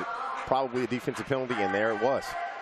Yeah, I believe it was called late in the play. You see McGinnis coming downhill getting close. And that's just a late shot that they deemed unnecessary by Jake Metz. Yeah, Jake Metz is aggressive defensive lineman and honestly a good player. Just a little late on that. You know, once the ball's gone, you got to pull up. Nice job spreading the ball around for Arvell Nelson tonight. 5 catches for Gray for 50 yards, 5 catches for Reese for 50 yards on the dot. They've combined for 10, and they've collectively hit the century mark. But they're down 7, and with 6 seconds to go in the half, they're trying to tie this game again. Benji McDowell told our Sherry Burris, got to be even going into the half for some momentum. Swing pass, Gray with a head of steam at the 5, all the way down to the 1, and now a flag will fly very late. So they'll stop the clock with a half second to go. And there is an injured defensive back down. Looks like Romaine's slow to get up. So we'll have to check this marker to see if the Valor are going to get an extra play here.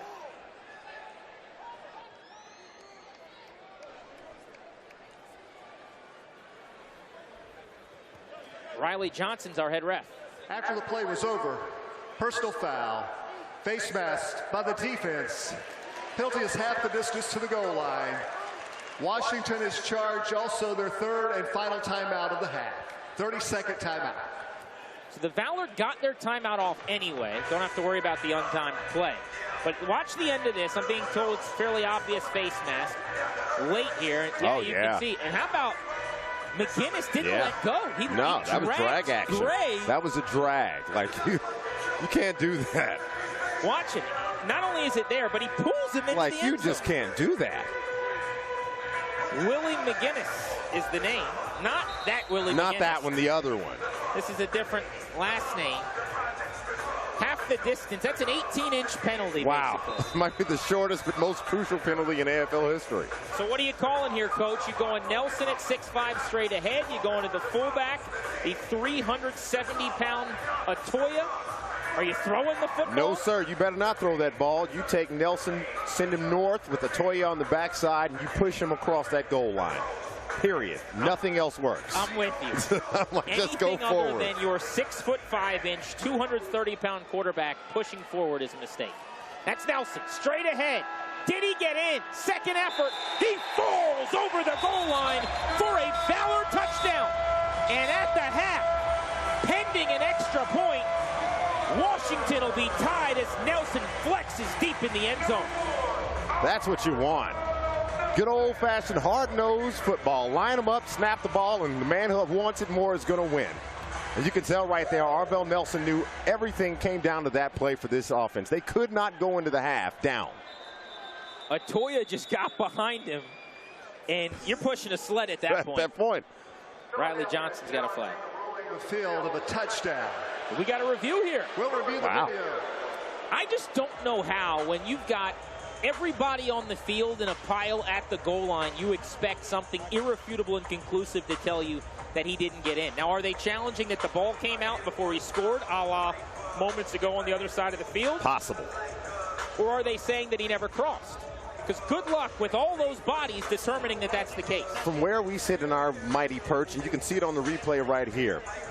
Second triple, and there's the call right there. Right when he falls out of our view is actually when the ball crosses the goal line.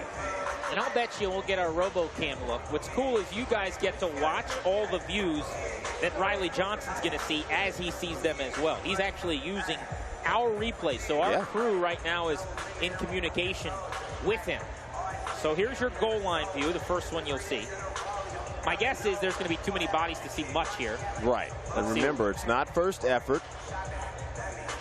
It's final, and there's no whistle blown at this point, so they're still fighting. There's nothing you're going to see there to overturn this call. Too many bodies, and by the way, a line judge right in your way. So this one, which we looked at already, is more helpful because you do see that as he disappears, he falls with momentum. You'd have to think past the marker. And the ball's still to his back arm. He does a great job protecting it, and once he starts falling is when he crosses the goal line. See some of those Soul defenders down there trying to grab ankles, socks, anything they possibly can. Shoelaces. I don't know how. You just saw the two looks he did. You got to go with call and You field. can't come back and tell us now you saw something that says he didn't score. But let's let Johnson After reviewing the video, talk about it. The runner rolled over the pile. The ruling on the field of a touchdown is confirmed. Well, there you have it. In the meantime, though, your kicker, Pat Clark, got iced. Right. I was like, and so now we have another problem. He's been on the field for a while. This will be the last play of the half because there is no time left on the clock. But I will say this, Pat Clark's been one of the more consistent elements on this team, so this shouldn't be a problem for him. Payne going to bark the signals. High snap, down. Kick is up. Kick is good. He continues that consistency. He's now hit 17 straight extra points. The Valor are tied at the half against the defending champion Philadelphia Soul. This has been a fun game. Yeah. 28 apiece. Valor were 7.5-point dogs coming in. They led 7-0, 14-7, and have now battled back from down 7 on 2 separate occasions. I love what I'm seeing so far. And if you're Coach McDowell, you should be happy too.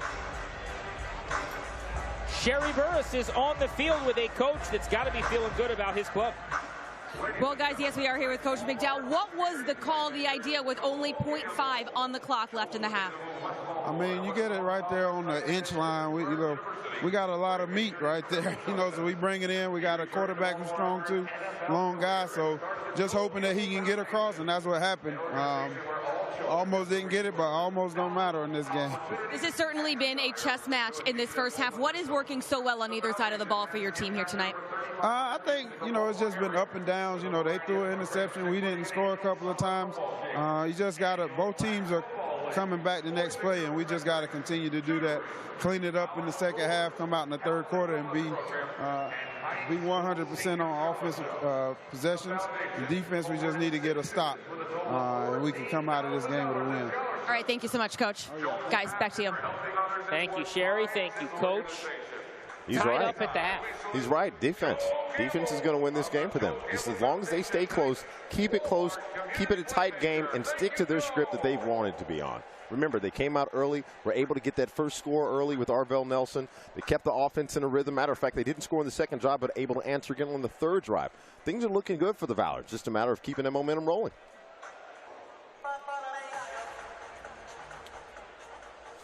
Welcome back in on the Monumental Sports Network. All tied up at 28 apiece at the half. Live on 7th and F Streets. Grant and Wes hanging out with you this evening. Thanks so much for making us part of your night on this Friday as you check out Week 11 AFL action. It's yours, boys and girls and babes.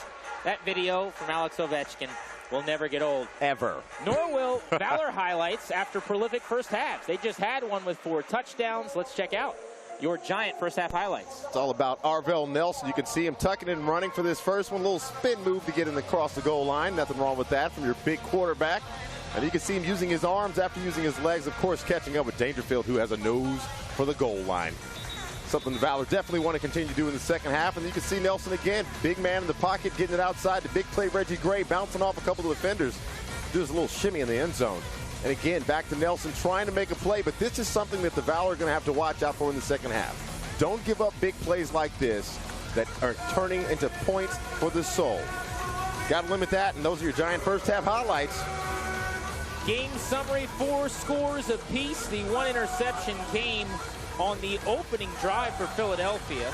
Valor have allowed 2 sacks. That's sacks allowed there, and then the score, obviously, as we mentioned, 28 all. We're getting ready for the kickoff to begin the second half. Some individual numbers that stand out. As far as Washington goes, Arvell Nelson, 14 for 28 through the air, thrown for $138. He has 2 rushing touchdowns. He's also thrown for 2 scores. His leading receiver has been, who else? Reggie Gray, 6 for 58 and a touch. Josh Reese has 5 for 50. And Jared Dangerfield has a score and 30 yards on 3 receptions. For Philadelphia, Shane Austin has struggled a tad. 6 for 11, did throw for 100 yards, a touchdown and a pickle.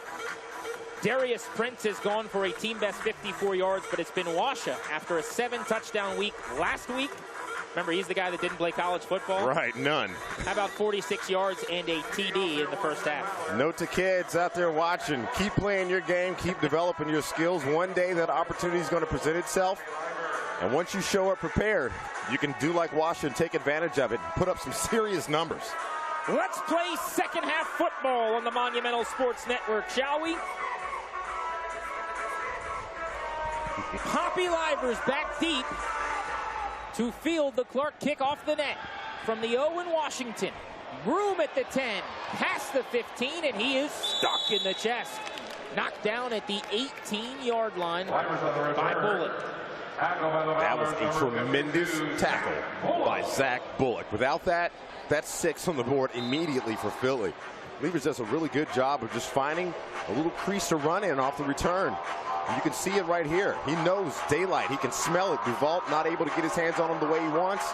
And then Bullock just taking a form tackle from a linebacker in the middle of kickoff coverage. Put that on a highlight and send it around the kids. This is how you're supposed to tackle. Thank you. Wrap up. See what you're hitting. Put your hands around him. Take him to the ground. Shoulder to the upper abdomen. 28 all, and just like in the first half, the first play of the drive, Philadelphia has a flag down before they get going. It's called consistency. Offside, number 93 of the defense, unabated to the quarterback. 5-yard penalty, first down. Roderick Henderson had a face mask penalty in the first half. He's had a busy night, though. Collapsed in the pocket, 360-pounder is a rookie AFLer out of Alabama State. I'll tell you, when you take 360 pounds. Oh, yeah, when you got a big man like that and he gets his hand off the ground, momentum says forward. There's not much you can do to pull back after you get that much weight moving. You start leaning, it's over. 2 receivers to the left. As you'll see in a moment, motion's coming from deep. Shane Austin's the quarterback. He's got a quick catch out to the side, and Washa tried to barrel over a DB. We got whistles and extracurricular activities up against the wall. I'll tell you, these two teams, like you said in the first half, the beginning stages of a real rivalry between these two squads. And you have to think back on this play. What Philly did was stack the receivers. The front receiver is able, that's Darius Reynolds, able to get up on the DB, make contact. It basically works like a pick route. You just stack the receivers in front of each other, throw it to the back guy, and hopefully get him in some free space, make a play. Tracy Belton back on the field, number 6 in on that tackle. Got hurt in the first half. Just looking at his hand. 51 career interceptions for a former best player in the league on defense in 2016 here in Philadelphia. Carey, left side, a lot of running room, move at the 10, 5, touchdown. Third of the game for the fullback. And he made it look easy. Jeremy Richardson scores. Jeremy Richardson, the big fullback. Told you coming into this game that he's going to be someone they have to keep their eye on.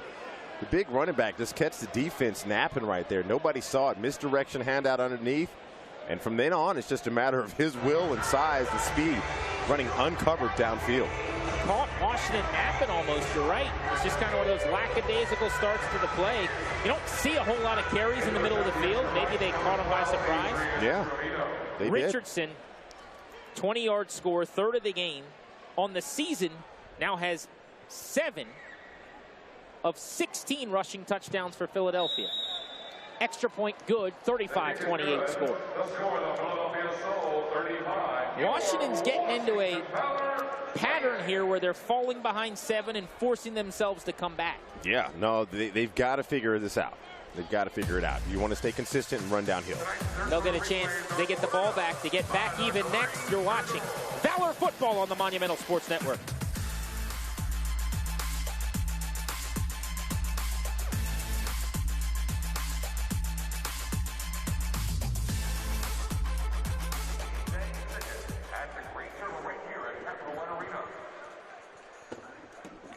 What's up, Facebook? Thanks for hanging out with us tonight. Grant and Wes, we're getting all kinds of feedback and participation from you guys, which is cool. We appreciate it. First of all, thanks for hanging out with us on Facebook. I know how it is. You kind of want to get involved. We get a little coaching in the comment section, and we've been watching you. Hello. But speaking of which, actually, the third quarter question on Facebook is this. What adjustment do you make for the Valor for the second half? Went in the half, tied, great momentum, able to score in the last couple of seconds of the second quarter going in the first half. What adjustments do you make now here in the second half? So I got 2 things, and I'll be curious to see what you think. First, I got to do a little bit better job in pass pro. Okay, absolutely. I want Nelson to be able to extend plays. Otherwise, you're telling Superman not to fly. Right. However, 2 sacks have been costly, including 1 sack fumble that was a touchdown. The other thing is, I need to shore up a little bit in my secondary on some bigger plays down the field. They've had open opportunities in addition to the 30-yard catch and throw for a touchdown that they didn't hit on. That's a concern for me. What do you got? You actually went to where I was going to go, secondary, because they've got 2 problems that they have to worry about. You've got an extremely explosive receiving core with the Terriers twins and Washa, but at the same time, Richardson, the running back, has proven that you have to keep an eye on him as well. So it's going to be a real difficult job of trying to keep everything in front of you, knowing that they want to take the top off the defense. You're right about Richardson, by the way. He's been a thorn in the side all night long. Man, a big one, too. 60% of Philly's touchdowns on the road here in the nation's capital, where they're turning down for what in the crowd, and Benji McDowell's trying to get his boys sorted out.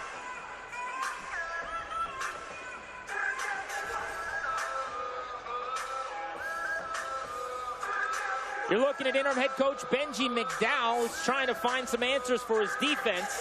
Valor down 35-28. This is McDowell's 5th game at the controls, and as an interim coach, he's done a nice job. Yeah. Turning this Valor team into a weekly competitive product. They've been in it just about every game he's coached in. One thing you can appreciate about what he's done with this team is you can see guys buying into each other's effort. Everybody knows their job, and they're confident in what they all bring to the table. Remember, some of these guys have only been together 1 or 2 weeks, but it seems like they're drawing together as a unit, and that's what you got to do on any level in any sport. When it comes to team sports, everybody's going to be on the same page.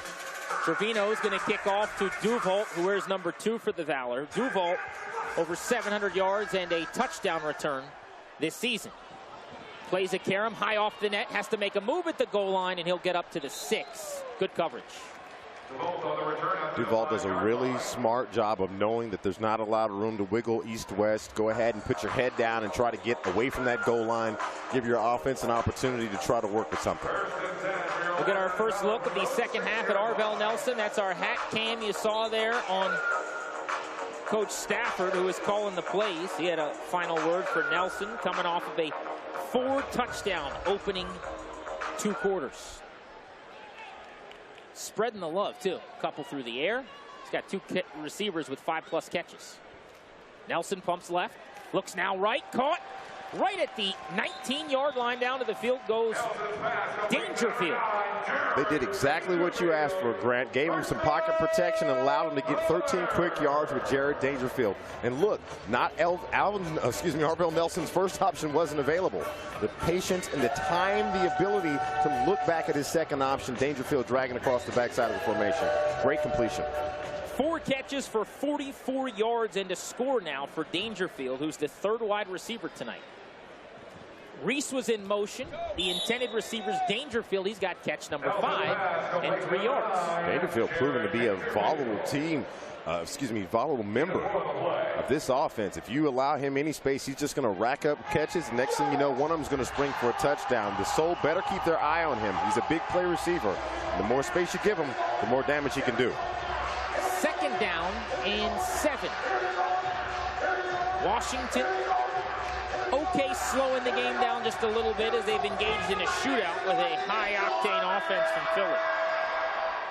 One of 2 games tonight in town where a Washington team is hosting a Philly team. The Phillies are at Nats Park tonight. Nelson wants a man to the left. He's under pressure. Tucks the football, and he'll get out of bounds at the MedStar Health sign, setting up 3rd and a few.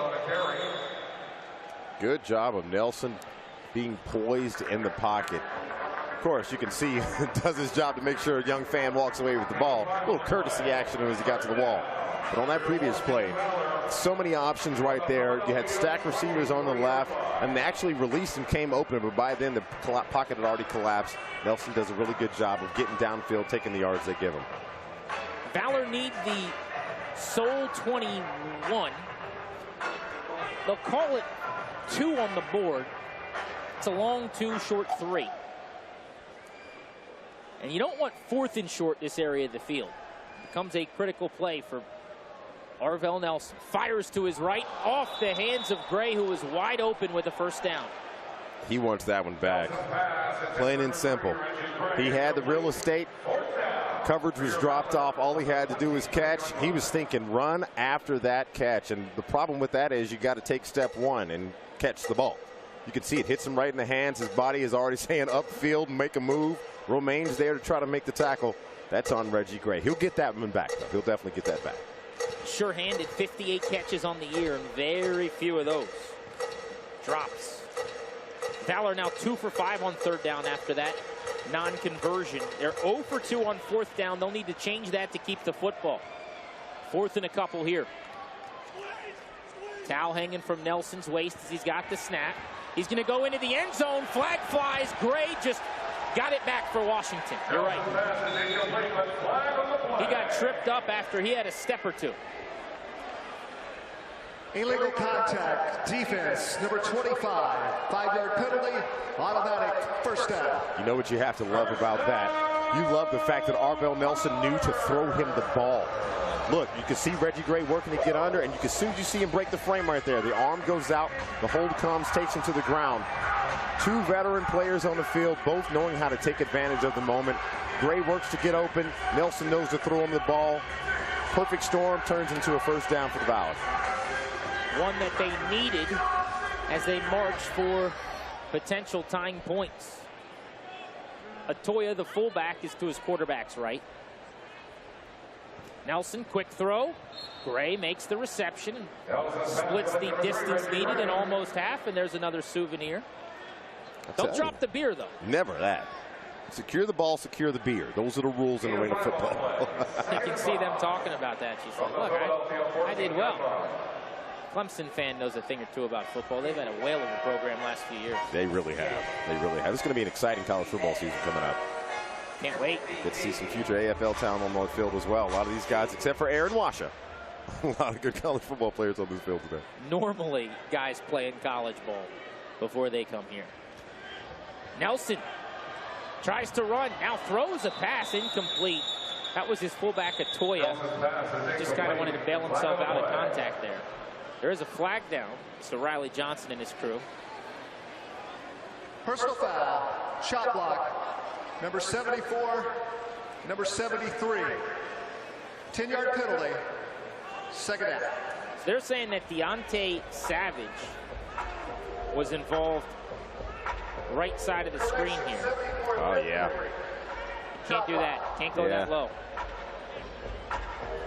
Yeah, you can't pull the forward feint, as we used to call that. Can't feint forward into somebody, sir. Willie McGinnis paying the price for that low block. And that one stings. Good thing about it, though, in arena football, you can make up for that. Like 2nd and 18 outdoor football, you got a problem on your hands. 2nd and 18 indoors, you can get that back in one play. Absolutely. But you have to be efficient now. You don't have the luxury of some of the miscues or drops or errant throws. You got to pick up yards in each of these next couple snaps. Nelson drops and fires. Lofted, middle of the field, incomplete. That was nearly picked off. One in Dangerfield, and the closest player was Hollis, the DB, who's got a couple picks on the year. Dwayne Hollis, in my humble opinion, got away with a little contact downfield, but if the refs don't throw a flag, the penalty never happened. But you could see Nelson trying to put a little touch on that pass, trying to catch him in the middle of the field, unable to make the connection on that play. Looking at our hat cam, right into the ear hole of Arvell Nelson. It helps when your quarterback and your OC are the same height. You can kind of see everything on the same level there. That hat cam is tremendous, though. Thanks to Coach Stafford. Shane wearing this tonight. Yeah. Didn't have to do that. It's a nice gesture right there. Yeah, willing to give you guys access here as he calls these plays that you're just not going to get anywhere else. Something we're really proud of. Nelson needs a big throw. Middle of the field, caught. When in doubt, go back to Josh Reese. He's been quiet since the early going, and he sets up what is now a manageable 4th down. Josh Reese does what you need on a 3rd down possession receiver. Finding a hole in the defense and sitting down and making yourself a nice open target from your quarterback. Great job of locating between he and Nelson. Great route runner. Absolutely. I mean, that's what you want on a team. Most people think it's all about speed and great hands. Those things are important, but route running is the biggest asset a quarterback can have. If I know where you're going to be, I will get you the ball. This is where that penalty does cost you, though, because it's 4th and 7. Nelson firing, end zone, Gray, incidental contact. He went to the ground, and it's incomplete. Deep in coverage was Romaine, who's considered one of the best cover corners in this league. Yes. And the Soul will take over 1st and 10. Romaine versus Gray is a matchup we've talked about, and the first time these two teams get together, you're always going to see two talented players going at each other one-on-one. That contact is incidental. It's right there in front of the party zone. So we have an extra 40 referees over there, but that was a clean play. I'm not sure Gray could have high-pointed that over Romaine with his leaping ability anyway. 35-28, Soul lead, their first chance to take a 2-possession lead next.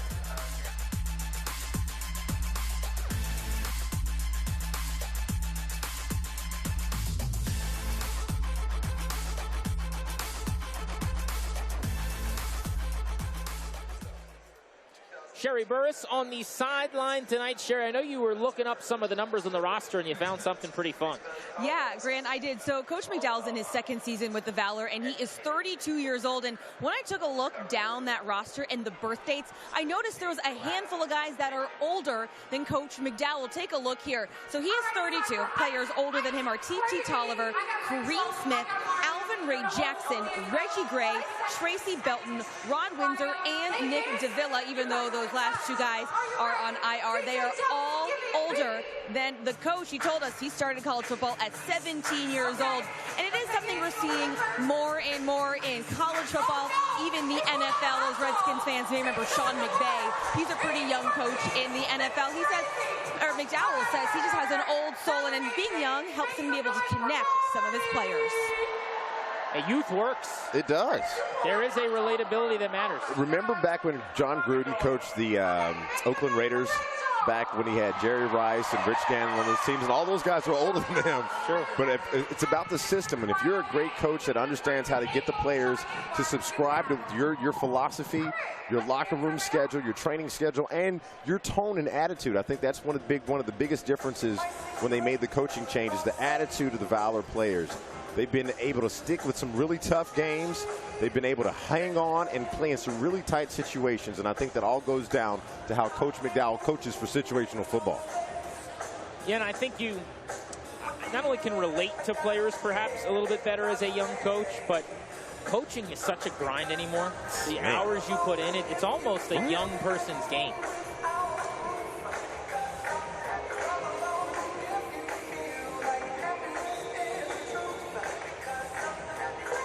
Benji Mcdowell imploring his defense to make a play.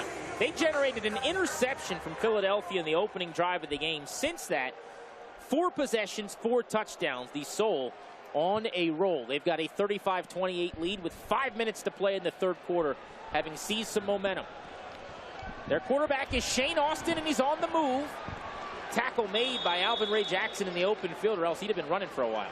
That's what your Jack linebacker is there for. Your Mac comes downhill, your Jack stays in the box, and if you see a quarterback leak out of the backfield like that, you've got to make an open field tackle. Alvin Ray Jackson is an athlete.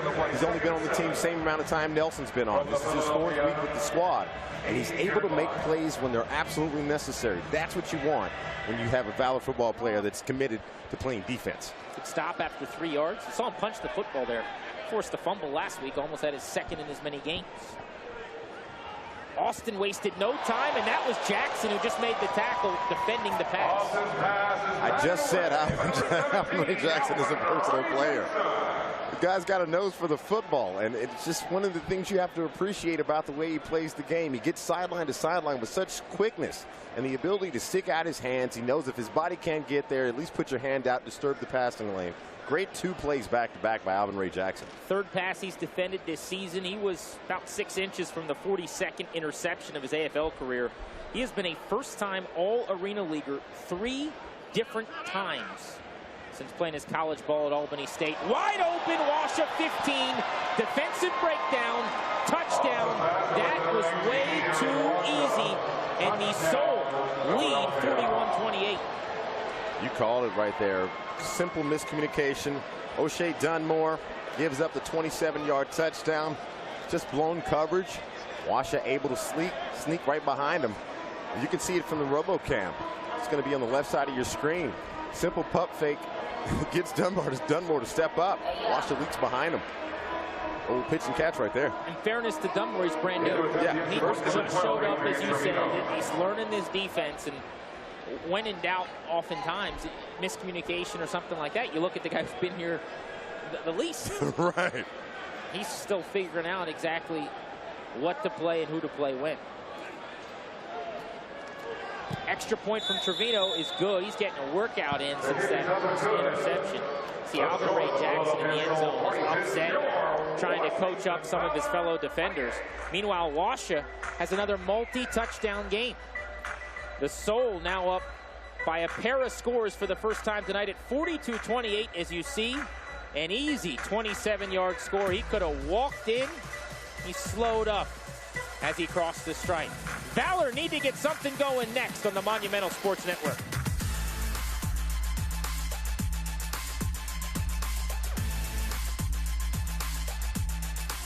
Out in Vegas, Jonathan Von Tobel's been updating us on the lines throughout the night, and for the first time, Jonathan, Philadelphia looks like they are en route to covering it.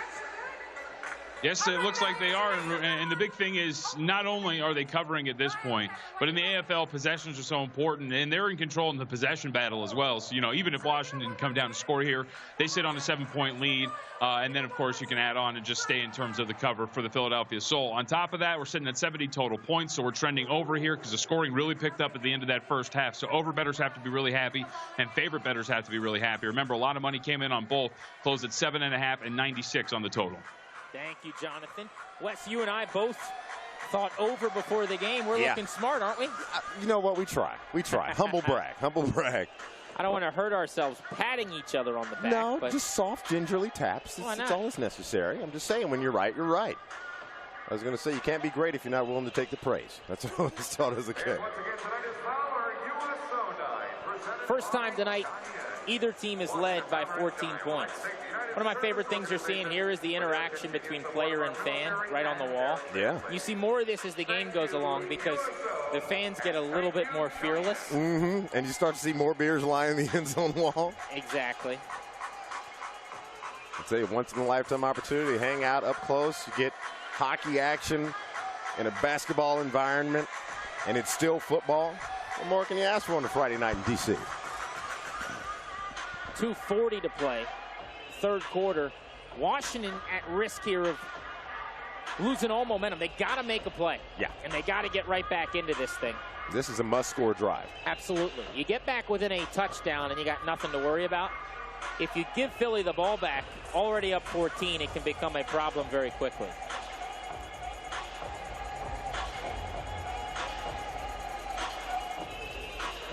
The Soul have taken over the largest lead either team has had all night at 42-28, plus 14. We still got 17 minutes of football left. The Valor have plenty of time, but they need to quell the Soul momentum with a play of their own. They'll get a chance to on special teams with Duval, who we've told you is one of the more electrifying returners in the AFL. Trevino's done a good job keeping him in check tonight, placing his kicks well. And this one's going to back him up to the Bud Light party zone. Duval has to make a man miss at the 1-yard line. He gets up to the 7. There were 3 DBs in range to make a tackle. Wow. Let's head down to the sideline and Sherry Burris. Well, guys, we are seeing some animation down here on the Valor sideline, but it does look like maybe there's a player down. Not sure what you guys are seeing from your perspective, maybe? Yeah, it's Kareem Smith, Sherry. Smith, who is the oldest member of the defense and special teams on this club, turns 39 on July 7th, down on the field being tended to. One of the great pass rushers in AFL history. Former champion in this league, a 2-time first-team All-AFLer. He's played in the NFL with the Ravens, the Chiefs, and the Vikings. As a tackle for loss and a quarterback hit this season for the Valor. As he's being worked out in the end zone, you can see Soul coming over to check on him as well. That's one thing you can appreciate about the Arena Football League is at the end of the day, it's a football brotherhood, no matter what. Everybody cares about each other, and that's good. We'll check on Kareem Smith, and we'll come back with Washington football next.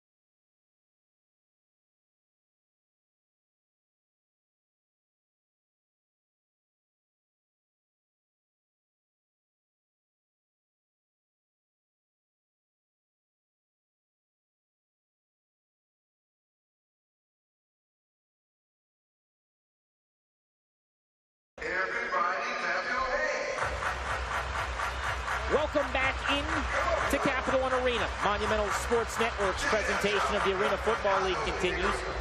Grant Paulson alongside Wes Hall. Sherry Burris is working the sideline. We'll get an update on Kareem Smith as soon as it's available. Here's the replay of what just took place on the return. You see tail end of this play here is Duval tries to make a move at the goal line. That's Smith, number 58. And he takes a leg whip, looks like, from Adrian Ferns, number 45. And he got rolled up on a little bit. Yeah, right around that knee area. You can see it. 45 just kind of flails a little bit, takes the side action, that lateral motion to the side of the knees. There's really nothing you can do to kind of protect that. It's just part of the game, unfortunately. Good thing Smith was able to walk it off himself. Spot is the 6 for Washington's next drive. Arvell Nelson needs to get something going. Looking for a home run. Picked off in the end zone. It's Romaine, his 4th of the season, and that's going to catapult him to the top of the league leaderboard. I mean, hey, there's a reason James Romaine has been focused on these past couple of matchups. You can see it from the top. Nelson has plenty of time. He's got one-on-one coverage downfield. That's what you want. Problem is, didn't put enough oomph, enough air on it. Turns into a simple return right there, turning your receiver into a defender. Josh Reese had the man burnt. He had Romaine under. That was just really on Nelson underthrowing the pass. It's too bad because Washington, I think aggressively there, tried to make the right play. Yeah, no, actually what was so crazy about it, I was thinking to myself, this is the time when you take a downfield strike. You go ahead and take the shot. Great play call, just not enough on the ball. Spot's going to be the 5-yard line with a $1:40 and counting to go in this third quarter. Check in with Sherry Burris in a moment. First, though, an incompletion. Late flag thrown. Bodies all over the field. We'll wait for Riley Johnson's call, see what he saw, and then we'll get an update from Sherry on the sideline. Personal foul, number 17, unnecessary roughness. 10-yard penalty and an automatic first down. Sherry Burris, personal foul. Valor need to make a play. They're losing momentum here. What are you seeing down there? Yeah, you can tell that there's a heightened sense of urgency.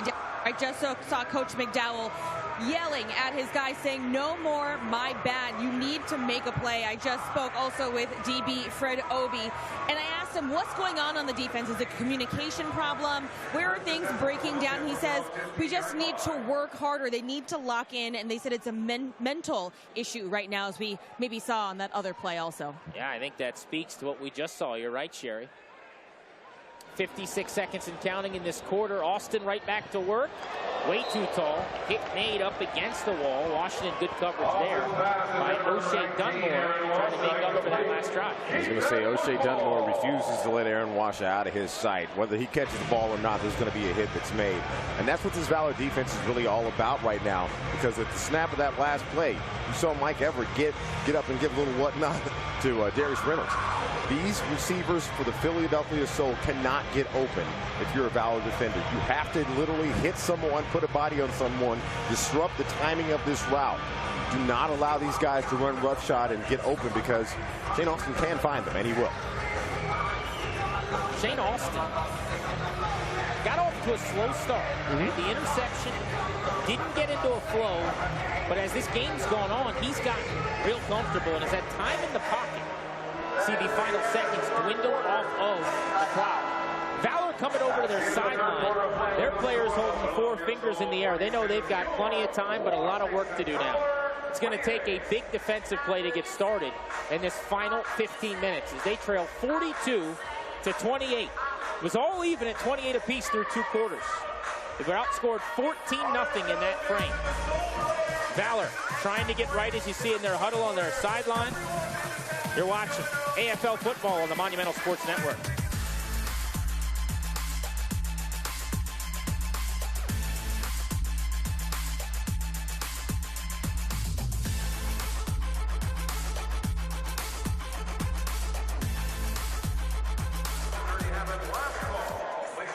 If you're looking to shop healthier this year, let Giant Foods' team of nutritionists help you make the best choices for your family's health. Look for them in the aisles. Take a store tour or class. Schedule a private consultation to discuss your family's nutritional needs. I have a question, Grant. Yes. Are cookies, chocolate chip, I think we've talked about this before, are chocolate chip cookies considered nutritional if I have them with milk? You want me to answer how I think a doctor would answer? I want your opinion. I mean, you could work on your PhD. My opinion right is now. yes. Thank you. Of course they are. Thank you, Grant. By the way, I told you before the game started, I wasn't sure if I was going to be able to get through the game without a cookie. Dude. We're 3 quarters in. I have still had 0 cookies. You have done well, my friend. You have done well. I will reward you accordingly. Benji Mcdowell on the sideline just met with his team. Had a huddle, and take a look from just a few moments ago. He's imploring his team to make a play. Look at that intensity. I would love to play for Benji McDowell just for that. That's what you want. You want a coach that it almost kills him to not be out on the field himself. One of those guys is like, I'd do it myself if I could. That's the kind of guy that you want to play for. He's played with some guys on the field. Yeah. He played used to play with Belton. Yeah, I was going to say, play with these guys before. Fred Obi got a little fist to the chest at the end of that to try to pump him up. Man, I'm just saying, if that doesn't get you locked in, then you're not really here to play and handle your business. Man. You got me hyped dancing up. in the crowd. I'm saying, let's go. Let's get on. What moves you got, Grant? What moves you got? Slick move. Amen on Wes has some moves. just enough. I only got 3 plays left Enough in me to in a get couple you in days. trouble. Party zone hopping tonight. Should on a Friday night. That's how we do it. Who's waking up early tomorrow? Just about nobody. I was going to say that. I'm not on that list.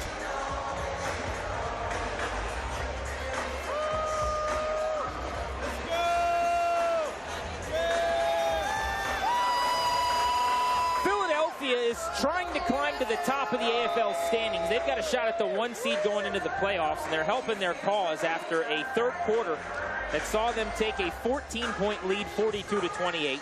They've got possession of the football, 2nd down and 10 from their own 15-yard line as we get started for the final 15 minutes. Shane Austin from his back foot has his fullback. Richardson is spun down by Jackson, who's had a really good second half. That's a really good play call for Philadelphia. Just a purposeful screen that you rarely see in arena football. You kind of catch them on 3rd downs on the outdoor game. But to come in on a 2nd down, 3rd down, and get that screen in there, really good job for Philly. Valor got to watch out for that because Richardson can hurt you with his legs, and if you can catch him leaking out of the backfield, can definitely make a reception and hurt you there too. 7-yard gain, Wes. As you said, I love the call because you knew they were coming in hot after they just got a speech from their coach. But that said, you set up a 3rd and pretty manageable here. Former Valor quarterback's got a completion. Big first down. This is Prince, who's up to the 17. Leaping grab. That ball looked like it was ticketed for the seats. Man, that had a reservation for the 8th roll, 12th seat over. But great job of him going up to get that. It all comes from the fact that they're running a stacked receiver set in that formation. Remember, the up receiver is going to stay at the line of scrimmage. The back receiver is going to be the one who's going to catch the ball. He's going to be a step behind. The first job of the guy up front is really just to make a block and create a little space for the guy standing behind him. 1st and 10 for Philly. You're hearing the analysis of Wes Hall. You've been seeing Sherry Burris on the sideline throughout the night. She'll rejoin us in just a few moments. And now you're looking at Shane Austin. Back to work, back foot, open receiver, touchdown. The Soul are finding ways to run away with this thing, and that's Darius Prince in the painted area. If you didn't know the name of Darius Prince before this game, you have to know that he is one of the most important parts of this Soul offense between he, Darius Reynolds, and of course Aaron Washup. Good route. Another miscommunication perhaps in the secondary, do you think, Wes? Yeah, definitely miscommunication on that play. Bottom line, anytime you see a receiver leak out from the backside of a route and there's nobody around him, that's miscommunication. That's just flat out. 6 catches, 82 yards now for Prince after that 17-yard 6-pointer. Here's a 1-pointer from Trevino. That'll make it, as it's good, 49-28. Good news for Washington if you're new to the indoor game. You got plenty of time left with 12 minutes. Bad news is it's been all Philly in the second half, and a big reason why is Shane Austin slinging it.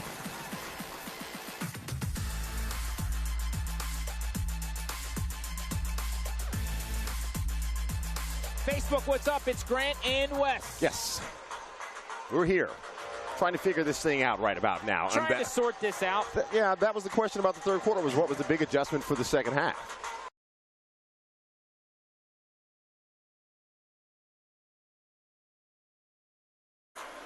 I got to go Shane Austin. He's coming back here playing against his former team. He got off to a really tough start with the pick. I think it would have been easy for him to get down on himself. All right. He kept chopping wood, and that tree's been falling down. I'm going to go ahead and go with Washer for this simple fact. It's what you mentioned at the very beginning of the game. No college football experience, and he comes out and he puts up numbers. You can't control the fact that the DBs aren't where they're supposed to be. Your job is to run your routes, get open, catch the ball, get in the end zone, and he's done just that. He's building off of his 7-touchdown game a week ago, and he's suddenly over the last 2 weeks, after a pretty quiet first stretch of the season, become one of the more dangerous wide receivers in the AFL. Oh, he's a problem. Like, you really have to account for him. When they started off the season, it was mainly how do you stay quiet as long as he did and then just because football kind of lives off the hype machine, too. Like, if you went to a certain school, certain program, guys like, oh, I know about him, I know about this. But if you come out of nowhere, there's nothing to scout. It's just a matter of line up. Best man has the option to do what he does when he gets the ball in his hands, and Wash is doing it. Valor scored a couple of touchdowns. Last 45 seconds of first half, scoreless in the second half.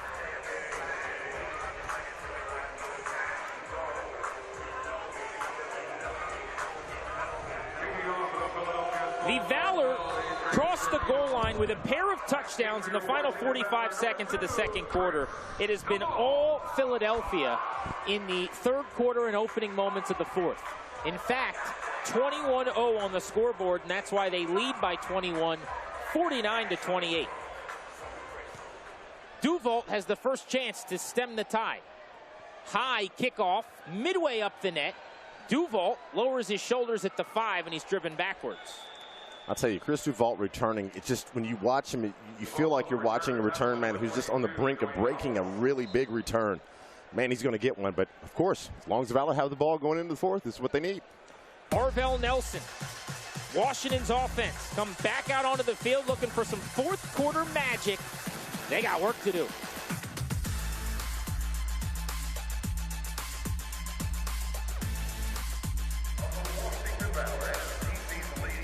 Sherry Burris is on the sideline. Hello, Sherry. Well, guys, when we spoke with Coach McDowell earlier this week, he told us he wants this game to be long and boring. The score being 49-28 in favor of Philadelphia. I just asked Coach. He said, yeah, not the long, boring game they were hoping for. Too many mental mistakes, particularly on defense, that they just allowed them to have 3 touchdowns. So when he said that long, boring game, that would mean, A, the Valor are winning. B, the offense would be completing passes with ease, no turnovers. They'd be able to find the end zone. So certainly more of an exciting game than I think the Valor team would be hoping for. Sherry, thank you. The long and boring might have been the prescription. It has not been what they picked up at the pharmacy. Maybe the first half. The problem is second half, breakdowns in the secondary. All mental breakdowns, and that will destroy you, especially in the secondary where mistakes can equal points. Now, if you make mistakes on the defensive line, you can tend to recover from that because you have a secondary to cover you. But if you're in the back and then you get burned on a play, if you're in the wrong spot, that can turn into points. And the Valor really have to work on pre-snap play recognition and communication. They've got to make sure everybody knows their assignment before the ball is snapped, because prevention's better than a cure.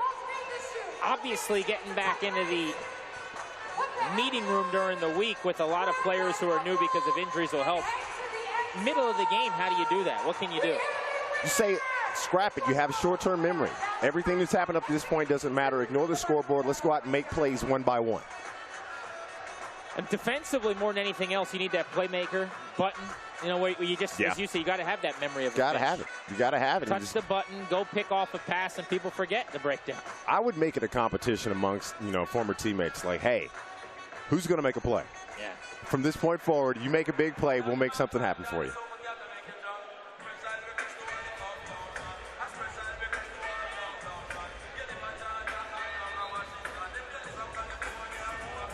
Valor football down 49-28. They have 12 minutes to play. If you're new to the indoor game, that's a lot of time on this clock. A lot of football. They're going to get several possessions. They're going to need some stops, but first, they need to get back on the board. Arvell Nelson throws behind speedy Josh Reese. I like what they were attempting to do, trying to find a quick release. Reese is already the motion man. He's already got momentum working for him. Nelson throws it behind him, assuming that was where the route was going out. Unfortunately, it was going in. Again, miscommunication just now, not in the secondary, but on the offensive side of the ball. You can see the body language there kind of pointing out at the field with his offensive coordinator, Shane Stafford, that Nelson might be a little bit frustrated. And the Valor had those back-to-back touchdowns to close out the half, but it was a very quiet quarter and a couple minutes now. Looking for something positive to build on. Nelson tipped and nearly intercepted. That was Reese again. That was Gooseby, who scored a touchdown earlier tonight doing push-ups for dropping that pick. Push-ups, you know the rules. Sherry, you got an injury update for us. Yeah, guys, I do. Defensive lineman Kareem Smith went down a couple plays ago. I was told by the medical team that it is a right knee sprain. He is questionable to return. I was told it's unlikely that he will return tonight. And I asked Coach McDowell what this means for his team now. He says it's next man up. Smith, a veteran guy on the line. And Kareem Smith, as I mentioned earlier, one of the better pass rushers over the last decade in AFL history. He spent NFL time with the Ravens, the Chiefs, and the Vikings. He's well a player. Third and long. Nelson from the goal line, tipped again. It's Gooseby again. Back-to-back plays. They've looked for Reese on 3 consecutive attempts. And Washington now has a 4th down and 10. And Gooseby's doing his 40th push-up right now. He's hanging back there at the jack linebacker. It's kind of what Alvin Ray Jackson does for the Valor defense. That's what Gooseby's job is for the Soul defense. Hang back, work the box. You can only go from tackle to tackle, 5 off the line. If you see the quarterback dropping back to throw it, then it's just a timing effort. Put your hands up and break up the pass. And unfortunately for the Valor, he's actually been able to do it 2 plays in a row. Crowd getting restless here. They want to see something good happen for a Washington team that played such a great first 2 quarters. Deep in the end zone, middle of the field, incomplete, not on the same page with Reggie Gray was Arvell Nelson. He thought Gray was going to throttle it down, and Gray kept going. Seems so odd to see this offense out of sync right now. They started off, like you said, started off all things clicking, all cylinders a go, and now here they are. And it's not working for them right now. You see it on the replay. Nelson stands in the pocket, ball goes here, right up the seam, and Reggie Gray keeps on running in motion. I think from the look of that, Nelson thought the route was going to go more vertical. And Gray cut it off and ran horizontal across the field. From the way that ball was delivered from Nelson, you can think that I think the route was supposed to be more of a 9 route, more of a vertical route up the middle of the seam. Pass protection there was good. Yeah. Pocket was clean. Yes, it was. He had statuesque feet. Everything was what you look for up until the release of the football. So what do we worry about here? You know what I'm going to say. Watch out for number 3 in white. That's Jeremy Richardson, the fullback, who's got 3 rushing touchdowns. Just moved to his quarterback's right. Shane Austin barking signals. You get a whistle. First charge to this half. Soul didn't want a delay of game, so they burned the timeout. I'm a little bit surprised they did, because it's actually probably more beneficial to you to be 5 yards further from the goal line because you got some operating space. Right, and you killed the clock there, too. Go ahead and run it all the way down. You're already up 3 touchdowns. You think, like I do then, probably should have let that one go. I would have let it roll. Go ahead and take the penalty, like you said. Take the time off the clock and take the penalty. It doesn't hurt you. Helmet cam here. You're looking at Washington's huddle. Defensive huddle with Benji McDowell. You're looking to shop healthier this year. Let Giant Foods team of nutritionists help you make the best choices for your family's health. Look for them in the aisles. Take a store tour or class, or schedule a private consultation to discuss your family's nutritional needs. Benji McDowell's need right now is a stop. They've got to have it. They have to make this stop right here. Austin sends Prince in motion. Pitches. Richardson stops on a dime, cuts to the end zone, dives over the goal line. Touchdown. Philadelphia Soul. They've hung a 50 spot, and they widen the margin. It's 55-28, middle of the 4th. And they're trying to put together a highlight reel for Jeremy Richardson. I mean, the big fullback just putting in work. You get your nose near the goal line, and he's going to find a way across. If I'm not mistaken, what is that, Grant? His 4th tonight? 4 score and 30 yards ago. My gosh. The man is just putting together quite a performance. I know we asked on Facebook who's one of the potential players of the game. I mean, you have to consider Richardson being in that conversation. I would say he's a candidate for the gold medal in that race. Wes, it's not like you don't know it's coming. It's just hard to stop. But you've called it every time they've been inside the 6 or so. Got an offensive mind. What can I say? You're a mastermind. You're Mike Martz and Sean McVay rolled into one. Let's go, baby. 56-28, our new score. 7:55 to go in the 4th and final quarter. They're celebrating on the Philly sideline. It's time for Washington to give these fans something to cheer about next.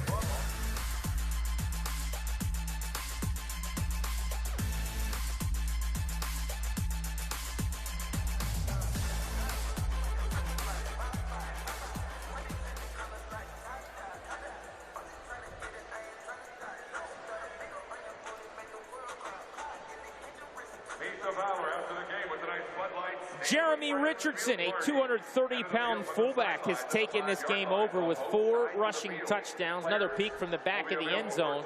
I like that he just stopped, and then he did the old swan dive over traffic.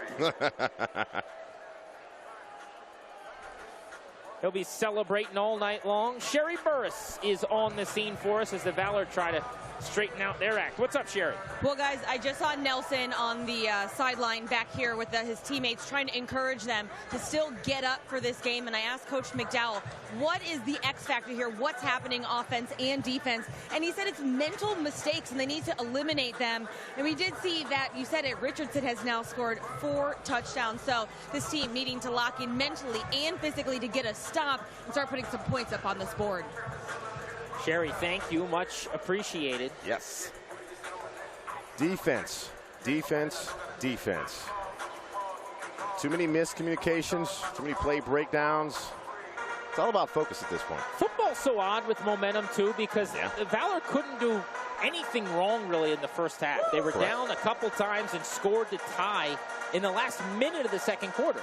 And in this second half, they haven't gotten bounces. They've made too many mistakes in the secondary, but it's like they're stuck in quicksand now. Well, see, this is what you're seeing, the difference between a team that has been together longer. They have a longer organizational pedigree as far as the same consistency throughout these past few years versus a team that's been working together this season alone.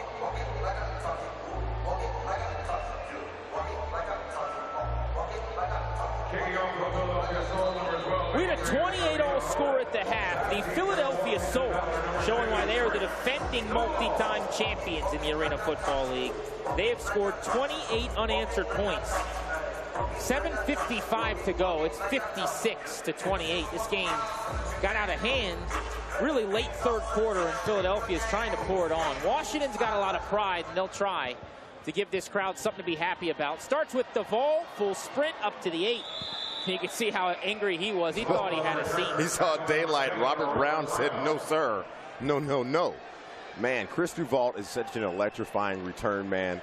Again, you can see the passion that he has. He assumes he's going to take it to the house every single time he takes one off the net. And it's just a matter of time before he does it again. I would bet, we talked to Jonathan Von Tobel out in Vegas of the Sports Facts and Information Department out there. I would bet on him scoring another receiving touchdown at some point in the next couple weeks. Oh, yeah, he's going to get one. That's the thing about it. Like you said, you keep swinging away, you keep chipping at that tree, it's eventually going to fall.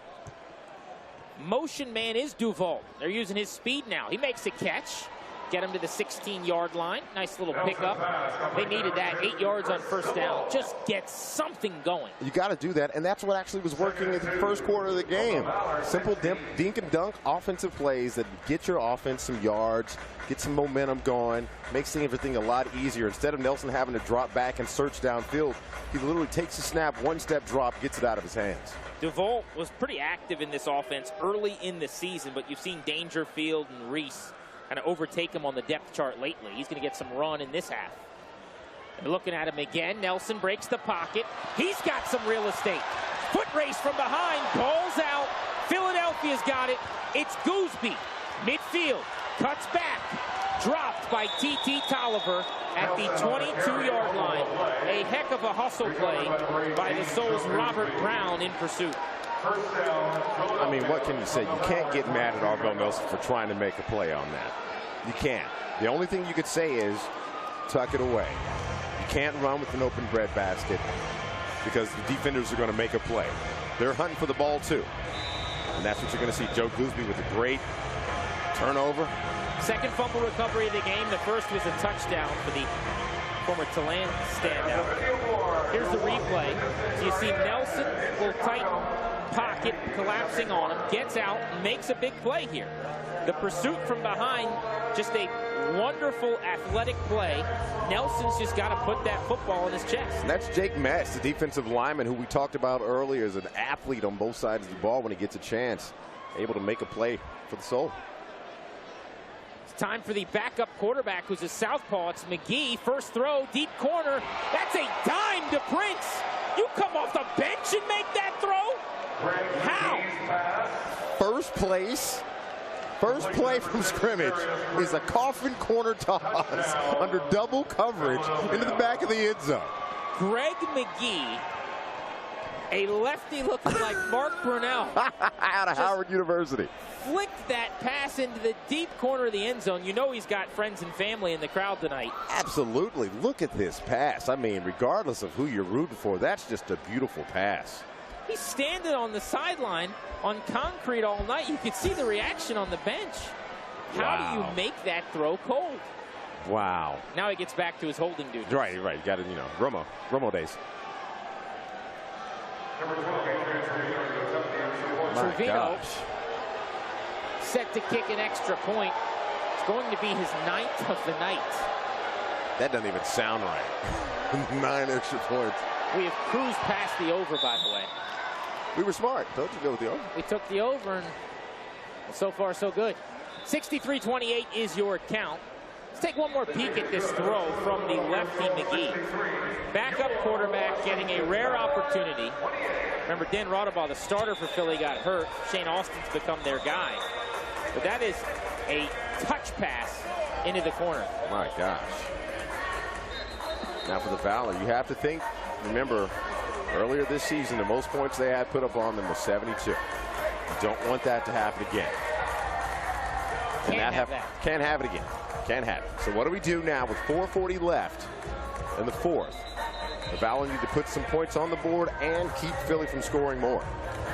I think it's a good point by you, because you know this when you played. You get the point in a game, the score's out of reach, where you got to almost decide pridefully, we're not going to allow blank to happen. Period. Whatever that is. Period. You got to put that wall there. I'm not allowing the score to say 7. Right? Period.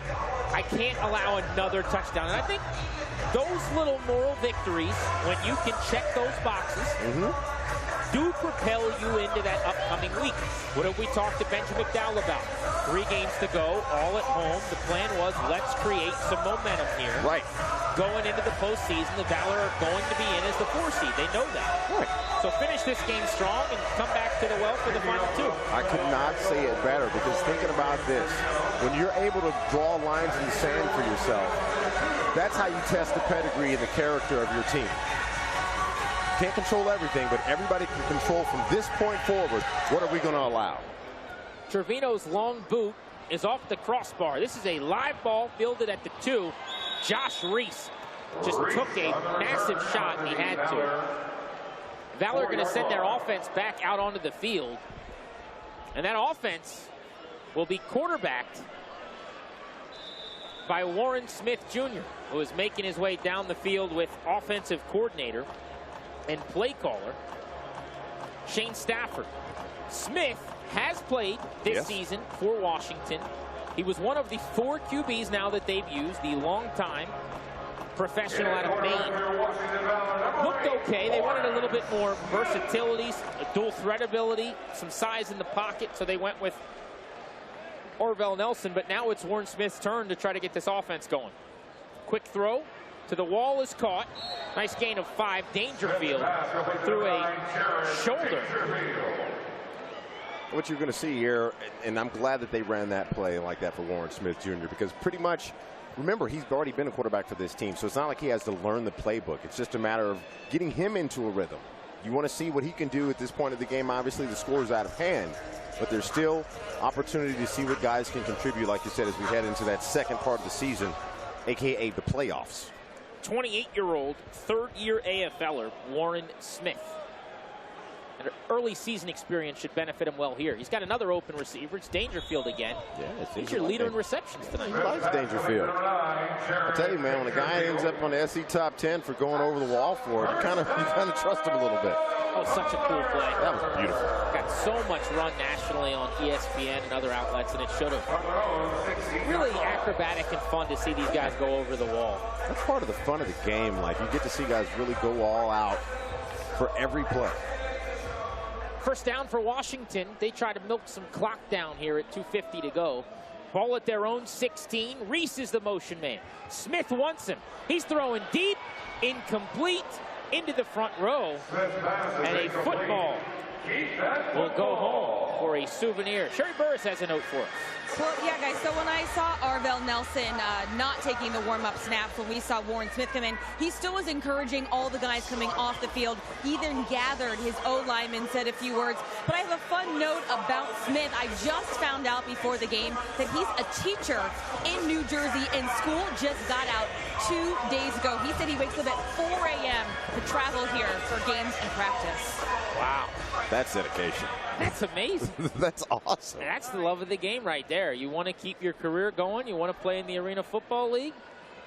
Leave school and get here after for a day or two out of the field onto the office. Ball came out, ended the play.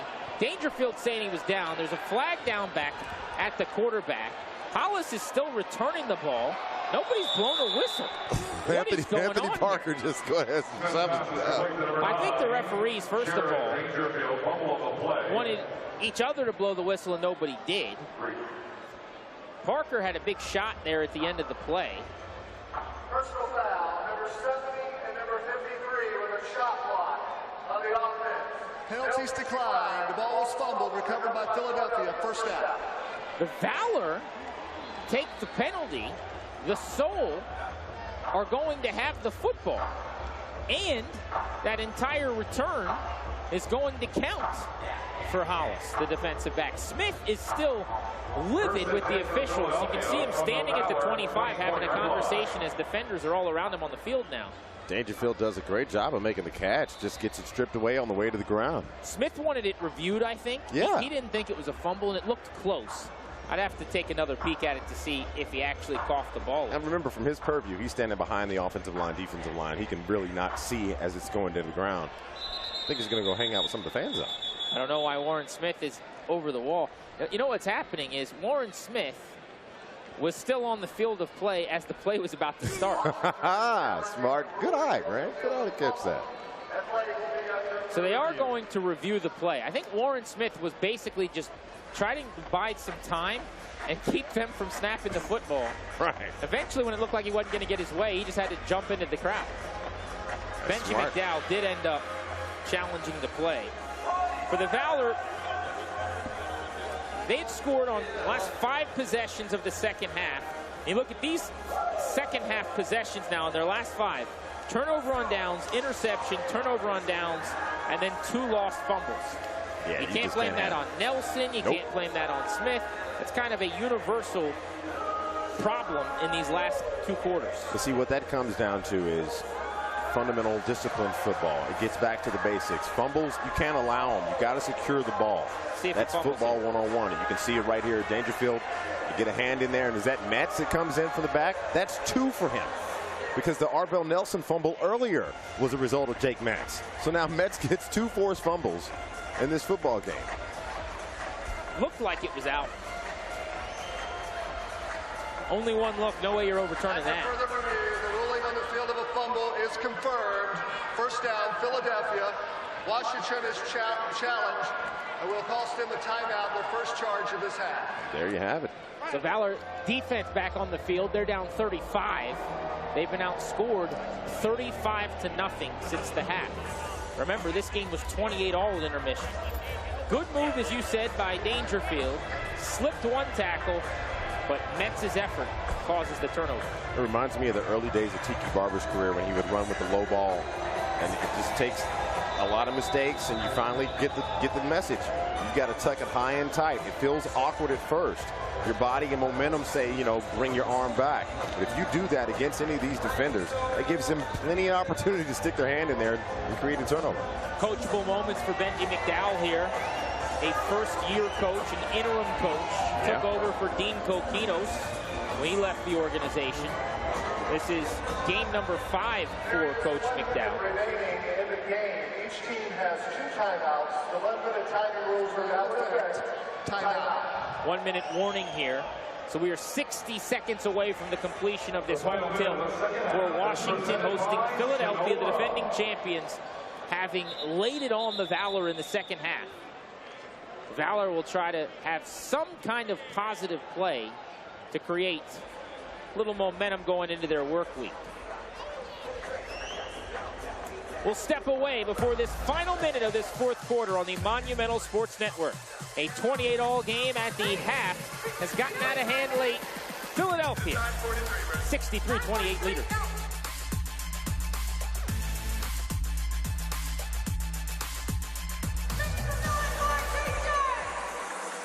Out to Vegas we go. Jonathan Von Tobel. We knew that Philadelphia a couple of scores ago was in good shape to cover at 7 and a hook. That over-under is the one that was an intrigue, and they've taken care of business. Actually, you got to hold on that one, right? Because it closed at 96. We're sitting at 91 total points. So still need another score for that I over. Thought we had it. Yeah. So close. Well, and then on top of that, too, I mean, you guys got 60 seconds left, and there have been plenty of bad beats in the history of sports betting. So this could maybe go down as one of them with 60 seconds left. So that's the one thing you're looking for here. You just need one more score to hit that over. And if it does happen, it would be a quote-unquote bad day for the books, right? Money came in on the favorite. Money came in on the over. So both of those cash probably take a small loss, but I think they'll still be up and running tomorrow. Yeah, they might still have an office. Jonathan, I didn't realize that the number jumped up to 96. 96. Valor. Not a lot of faith in that Valor defense. No, and not to this point tonight. Clearly, 63-28 to score. Be curious to see now, Wes, if Philadelphia tries to go punch another one in the end zone. You get a backup quarterback off the bench for a rare opportunity to play. I mean, you want to go to your I'm going to go ahead and say it. I'm going to go ahead and say it. If I were the Philly coaches, you know, I'm on the road and it counts, take the shot.